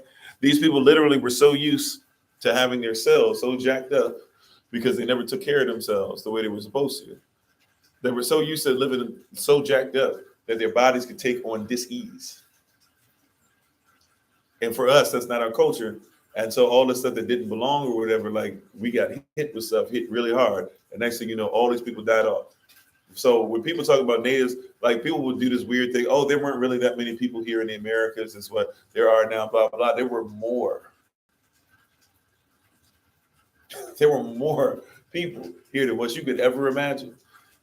You think that there were 0 people here and somehow, some way they have stuff to where if you go high enough, you got to go in helicopters and look up really high, but you can see from stuff that's miles long of carvings out of a man,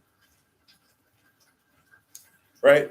Have you ever thought about the fact that when they came, they always talk about, like, the Aztecs and all this stuff, and they act like all Aztecs were one tribe, so they act like all Aztecs were killing people off and stuff. But when you talk about Montezuma and these things, did they ever tell you that when they came there, Montezuma and them actually lived on land that they made up, just like they have over in where is it that everybody goes to? Dubai? Right, in Dubai and places like that, and they're having problems because they think, like, Dubai and some of these places they've made man-made land, that it's falling apart because they don't know how to do that correctly. But the places where they found Montezuma and all that, that's stuff that they made up. They made that land. They put it to where it would be able to be in the water because they didn't trust the soil that was there. And then some of the other tribes that actually were around the Amazon, that made the Amazon, they actually created their own soil. Did you know that? Did you know that? They created their own soil. They created their own soil And the soil is so well done, right? They created it because the soil that they had wasn't that rich. So people say, well, how did they eat? And how did they create this stuff? And how could they have millions of people eating? They made their own soil, right? Out of the soil, they added natural ingredients to the line stuff, made their own soil. And then when they made their own soil, it's so potent that even to this day, if you find some of that soil, scientists found it, put it with the soil that's not rich and doesn't do that much, and it actually makes the other soil, it turns it back into rich nutrient soil. They were that they had that much ingenuity. They had that much mindset. They had that much intelligence, that much intel. Their nature. How dare we sit up there and allow these people to say you didn't know anything, and that's what your people were doing? Do you not realize, that they make that all the stuff you talk about? They talk about Rome and aqueducts and all this stuff. Like Kemet had places to where there was desert, and they created. Like when you say, oh, it was desert, this and that, or whatever, that's not what they saw. They literally created oasis and lived inside of the oasis. Think about that. In Kemet Street, that's where you get the word chemistry from. Kemet Street, they made oasis. They still can't figure out how they were able to move stones, and they keep saying, well, they had to give them, have these stones and all the stuff that they got. The quarry had the stones had to be able to come down the Nile River to be able to get up to where the capital was, and they're or where they were building the different pyramids, wherever they were building them. They were like, they still don't even know how they did it, right? They don't even know if they have machinery to be able to move some of these stones that were used to be able to create the pyramid. But your people did, and then some of them are still around, but they just won't tell you how to do it. But they still put the tattoos and everything are the same things that you find in Egyptico, so what you call the walls.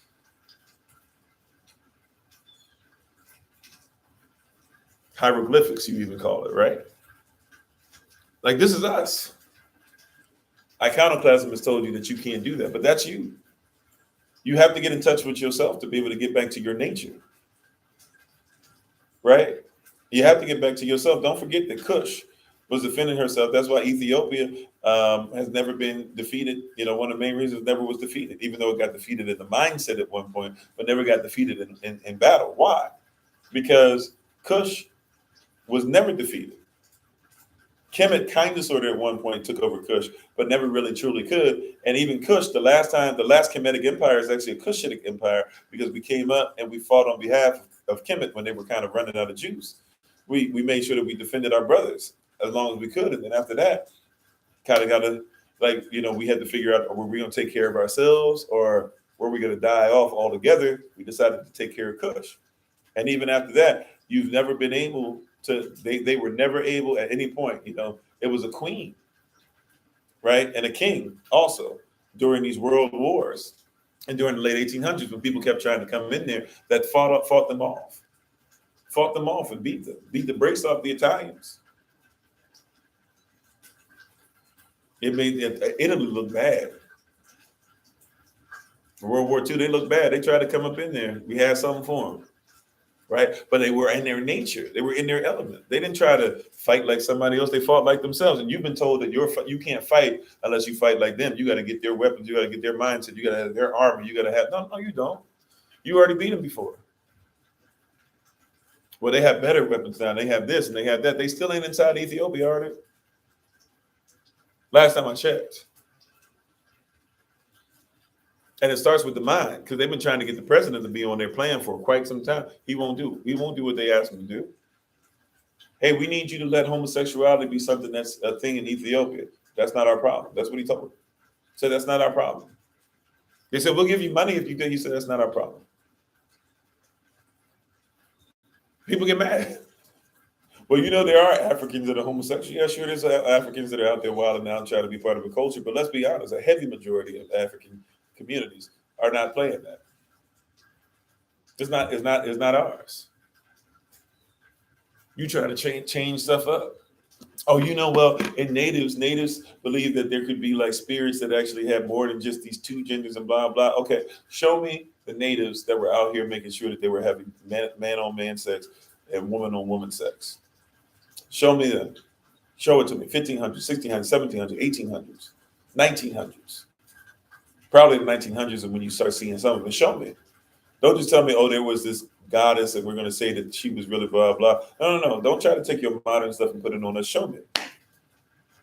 Show me the picture. Show me the evidence. Show me the belief system. Show me where it's written down. Show me the story where it says that, that they used two men to be able to make sure that they had baby, or two women to make sure they had baby. Show me the story. Show me the evidence. Don't just go on some modern stuff now to where now somebody who's inundated by Eurocentric thought process is trying to tell us something that we're not. You show me the evidence. You won't be able to show it to me. You know why? Because there is no evidence.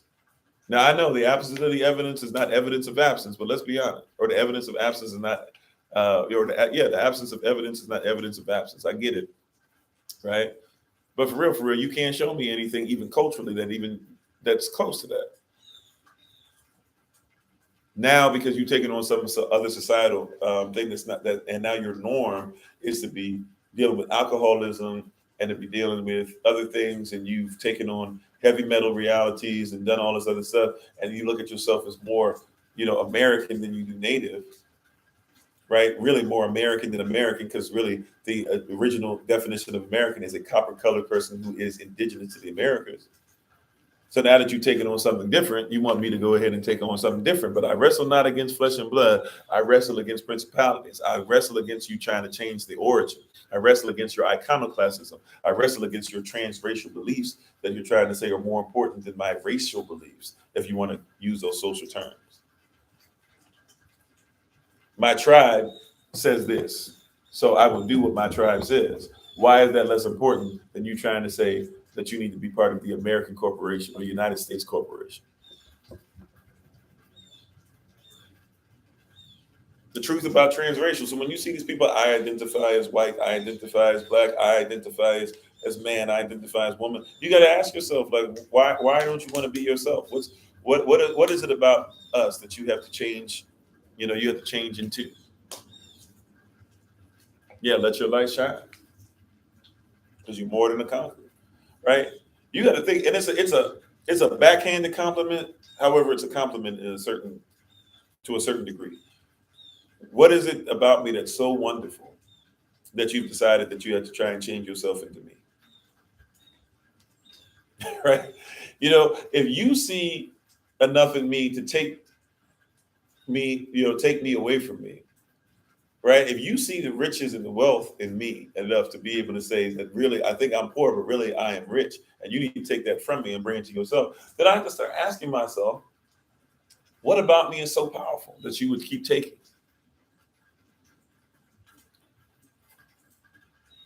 Amen, Miss Man. What about me is so powerful? What about our women, our sisters, is so powerful that you would say that you need to be women now, and you need to say that you're just as important as they are? I mean, you don't have a moon. You're not going to give birth. You don't really want to do it anyways. You want to dress like them, right? And you say you're just as important. Some of y'all now saying you're more important to the cause than they are. You said nothing about you is powerful. Okay, cool. I believe that I believe that I have a power in me that's greater than anything you can talk about, Judith, I guess. Or if your whole thing is to say that there's no power within you, but now unto him who's able to do exceeding abundantly above all that you could ever ask or think, according to the power that's placed within you. If you don't believe in that, because you're somebody who believes in Old Testament versus New Testament, then make sure that you look at some stuff as far as what needs to be in you, your vessel. The Vakakwada, she's in you.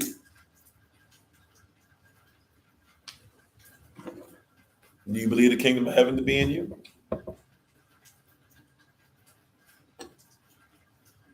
And that's why your power base has to be greater than someone else. This is just a reminder, right? And that's why I said it's not about black, white, it's not about Israelite versus whatever. But when it comes down to some of this stuff, sometimes it's just a spirit.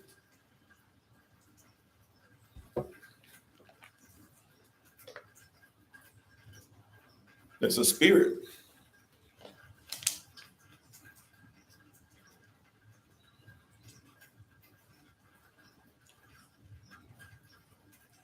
You know what I'm saying? There's a spirit that we have to get rid of that says that it's okay to change, right? When's the last time, I said this, I think last night, but let me say it again. When's the last time that you prayed off these spirits? When's the last time that you prayed against any teaching? When's the last time that you authorized the authority in your life to be able to come down in your refuge, to be able to say that I speak against any inaccuracy, I dispel, I expel. Matter of fact, you dispel or expel. I simply agree with you, and I am the vessel that you will use to expel and dispel anything, any creed, any fake fallacy, any fake evidence, any fake callings, any fake apostleship, whatever that comes against the Most High. We speak against it right now. When's the last time that you spoke against it? When's the last time you walked around your house and your children and your mama and your daddy and your husband and your wife and your family members and your SOC members and your organization, whatever you want to call yourself? And when's the last time you went to your job and on your desk you said, I speak against any spirit trying to attach itself to anything that would come against us, that would come against myself, that will come against who the Most High says that I am? Why? Because I am in my refuge, right? I'm in the strong tower. What was that? Proverbs 18:10 that we were directed to by Sister Bree yesterday, right? That Yahweh, he is a strong tower. The name, the authority of Yahweh is a strong tower. And the righteous, those in right lawful standing, they run in. And that's why they are safe. My safety comes in the one who dispels and expels, who is my refuge, who repetitively is my refuge, and therefore he is my refuge or my refuge. Therefore in him will I trust.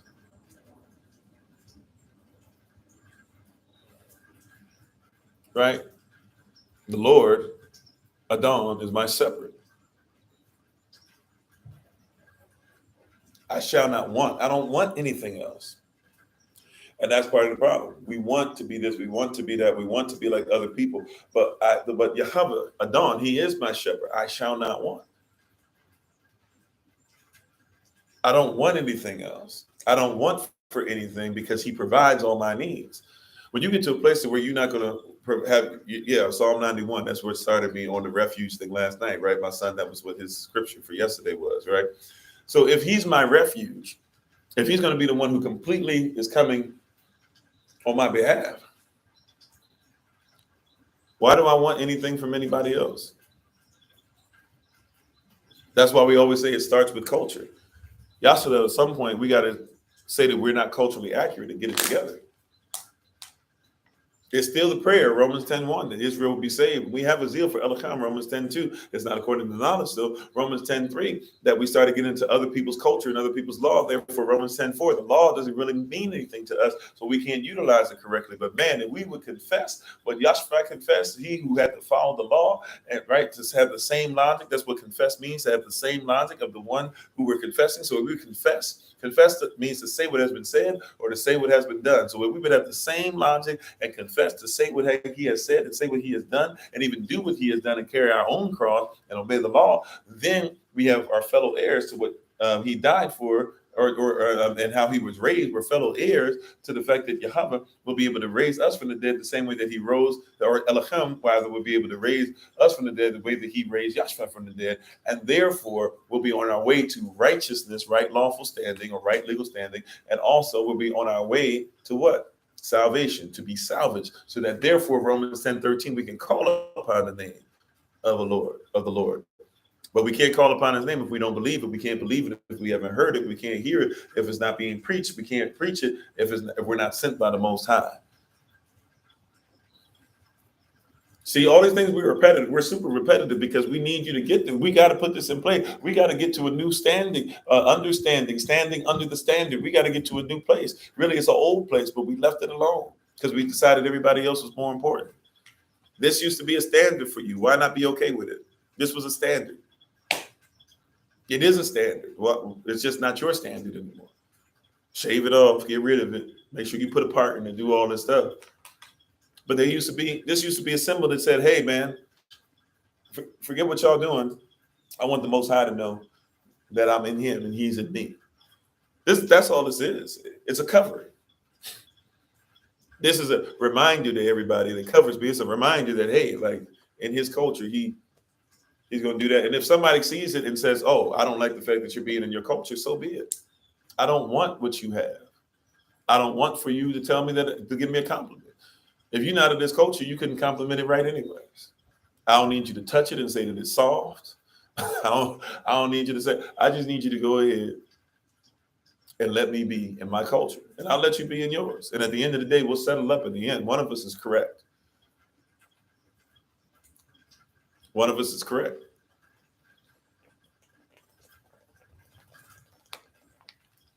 One of us is correct. That being said, that's all that I have for today. Thank you so much. We appreciate you. We'll be back on Kofi_482 tonight. We'll try to push for 7:45. We've been trying to. And we appreciate your presence, everybody on here. Thank you so much again for being on with us. And we acknowledge the king and queen in each and every one of you, even if you're not living inside that kingdom or queendom yet. We appreciate the potential king and queen in each and every one of you. And I don't think I have any announcements. We will try our best to make sure we have a SOC meeting tomorrow, right after the live session. We can keep Minister Shantae in prayer. She gets ready to give us a word tomorrow on the podcast from 10 to 11. And we will be live on tomorrow at 8 a.m. Eastern New York time once again tomorrow. Thank you to the ministerial staff for the meeting. We had a great meeting. Those of you who weren't able to attend, we'll make sure that we we're going to connect with all of you one-on-one anyways, but make sure we connect with you. Those who have class from Wednesday, we're going to make sure that we connect with you guys one-on-one. So look for some texts, emails, etc. from me soon so we can do our one-on-ones. Those who are taking Sovereignty 1, I still haven't done DS11 forums with some of you guys. So please make sure that we do that with each other ASAP. And I think that's all I have. We will. Oh, and Maya will be teaching class tonight. She will be teaching Herbalism 2. So those who have Herbalism 2, we look forward to seeing you guys there. And that's all I have for today. Thank you so much. Take care of yourselves. Continue to remain righteous in right lawful standing. Don't let anybody get you off of what you called to do. Stay committed and continue to move forward in what the Most High has for you. I thank you all. We appreciate you. When we teach about the W8 BN form, I mean, we can do that in the one-on-one stuff when I contact you. As far as W8 BN form, it's really kind of self-explanatory. There's nothing on there that you really need. I mean, I guess we can look. I'll look at it and see. I don't know if we necessarily need the class for it because it's pretty self-explanatory, but I'll look at it and see, or maybe I'll contact you, see what the exact questions are, and then I can know what way to go in it. Because WABN, basically, you're just filling it out if you're a non-citizen national. But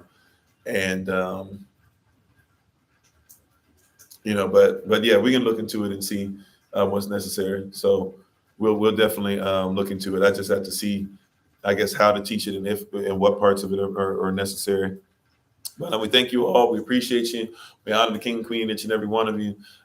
Minister Sonia said to keep Minister Kevin in prayer, so we'll do so.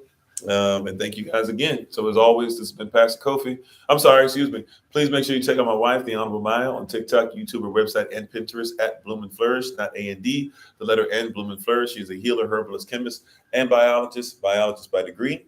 And as I said, we're catching up on some stuff. So if you haven't gotten your tinctures yet recently, she wanted me to make sure that you're aware that they will be coming to you ASAP. So might even see some of that go out either tonight or tomorrow. So hopefully some of you might get some stuff tomorrow. But thank you guys for that. And thank you for your patience. We appreciate you. We honor you all.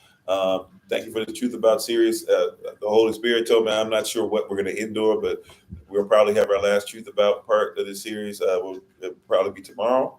And once we finish that up, I'm not sure where we'll go next, but we're thankful and grateful. Also, too, ministers on the ministerial staff, we're going to be seeing a lot more of them on different platforms, even including on TikTok as well in the evenings, and even at some point starting to try and get them to be in front of you all on a regular basis, even in the risings as well. So we look forward to having that happen, and me being able to listen in and learn and grow with you guys as well.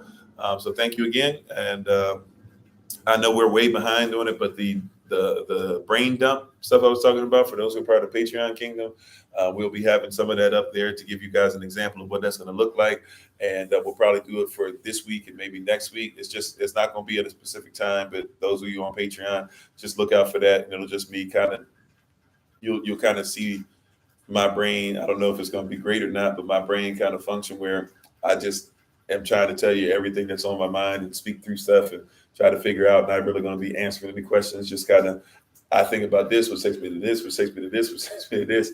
And if you're interested in something like that, we'll have that for the same tier. And then starting next month, we'll have another tier just specifically for those that want to hear the brain dump once a week. So look out for that so we can finally let you know what that looks like. And we'll start that tier in December. Other than that, I think, and don't forget about December 19th, Women in Red. Sisters, that's going to be for you. Of course, brothers, we want y'all to come and be invited and be able to learn some things, be empathetic, and have an open ear. But sisters, that's going to be an African tea just set up for you guys. That'll be December 19th. And if everything works out well, Minister Select Morel will be giving her initial sermon at that point. So we're excited about that as well. So continue to love on each other, pray for each other, keep those dates in mind. Thank you again to everybody for using your gifts, your talents, everything that you do so very well. And we look forward to moving forward and what the Most High has for us. And as always, study this word, meditate on it. So once you realize that it's true, you can not only be a hearer of it, you can be a doer simultaneously. As always, this has been Pastor Kofi, Pastor Servant of Christ, where we are always changing lives one mind at a time by being a voice of the voices and speaking the unspoken. Until I have the great privilege, opportunity, and responsibility of being in front of you all again, please remember, as always, Yasta, that you are loved, you are necessary, you are majestic, you're fearfully and wonderfully made, and you, which is all of us working together, will be the reason why people who are in this system no longer have to be of it. Shalom, family. Peace.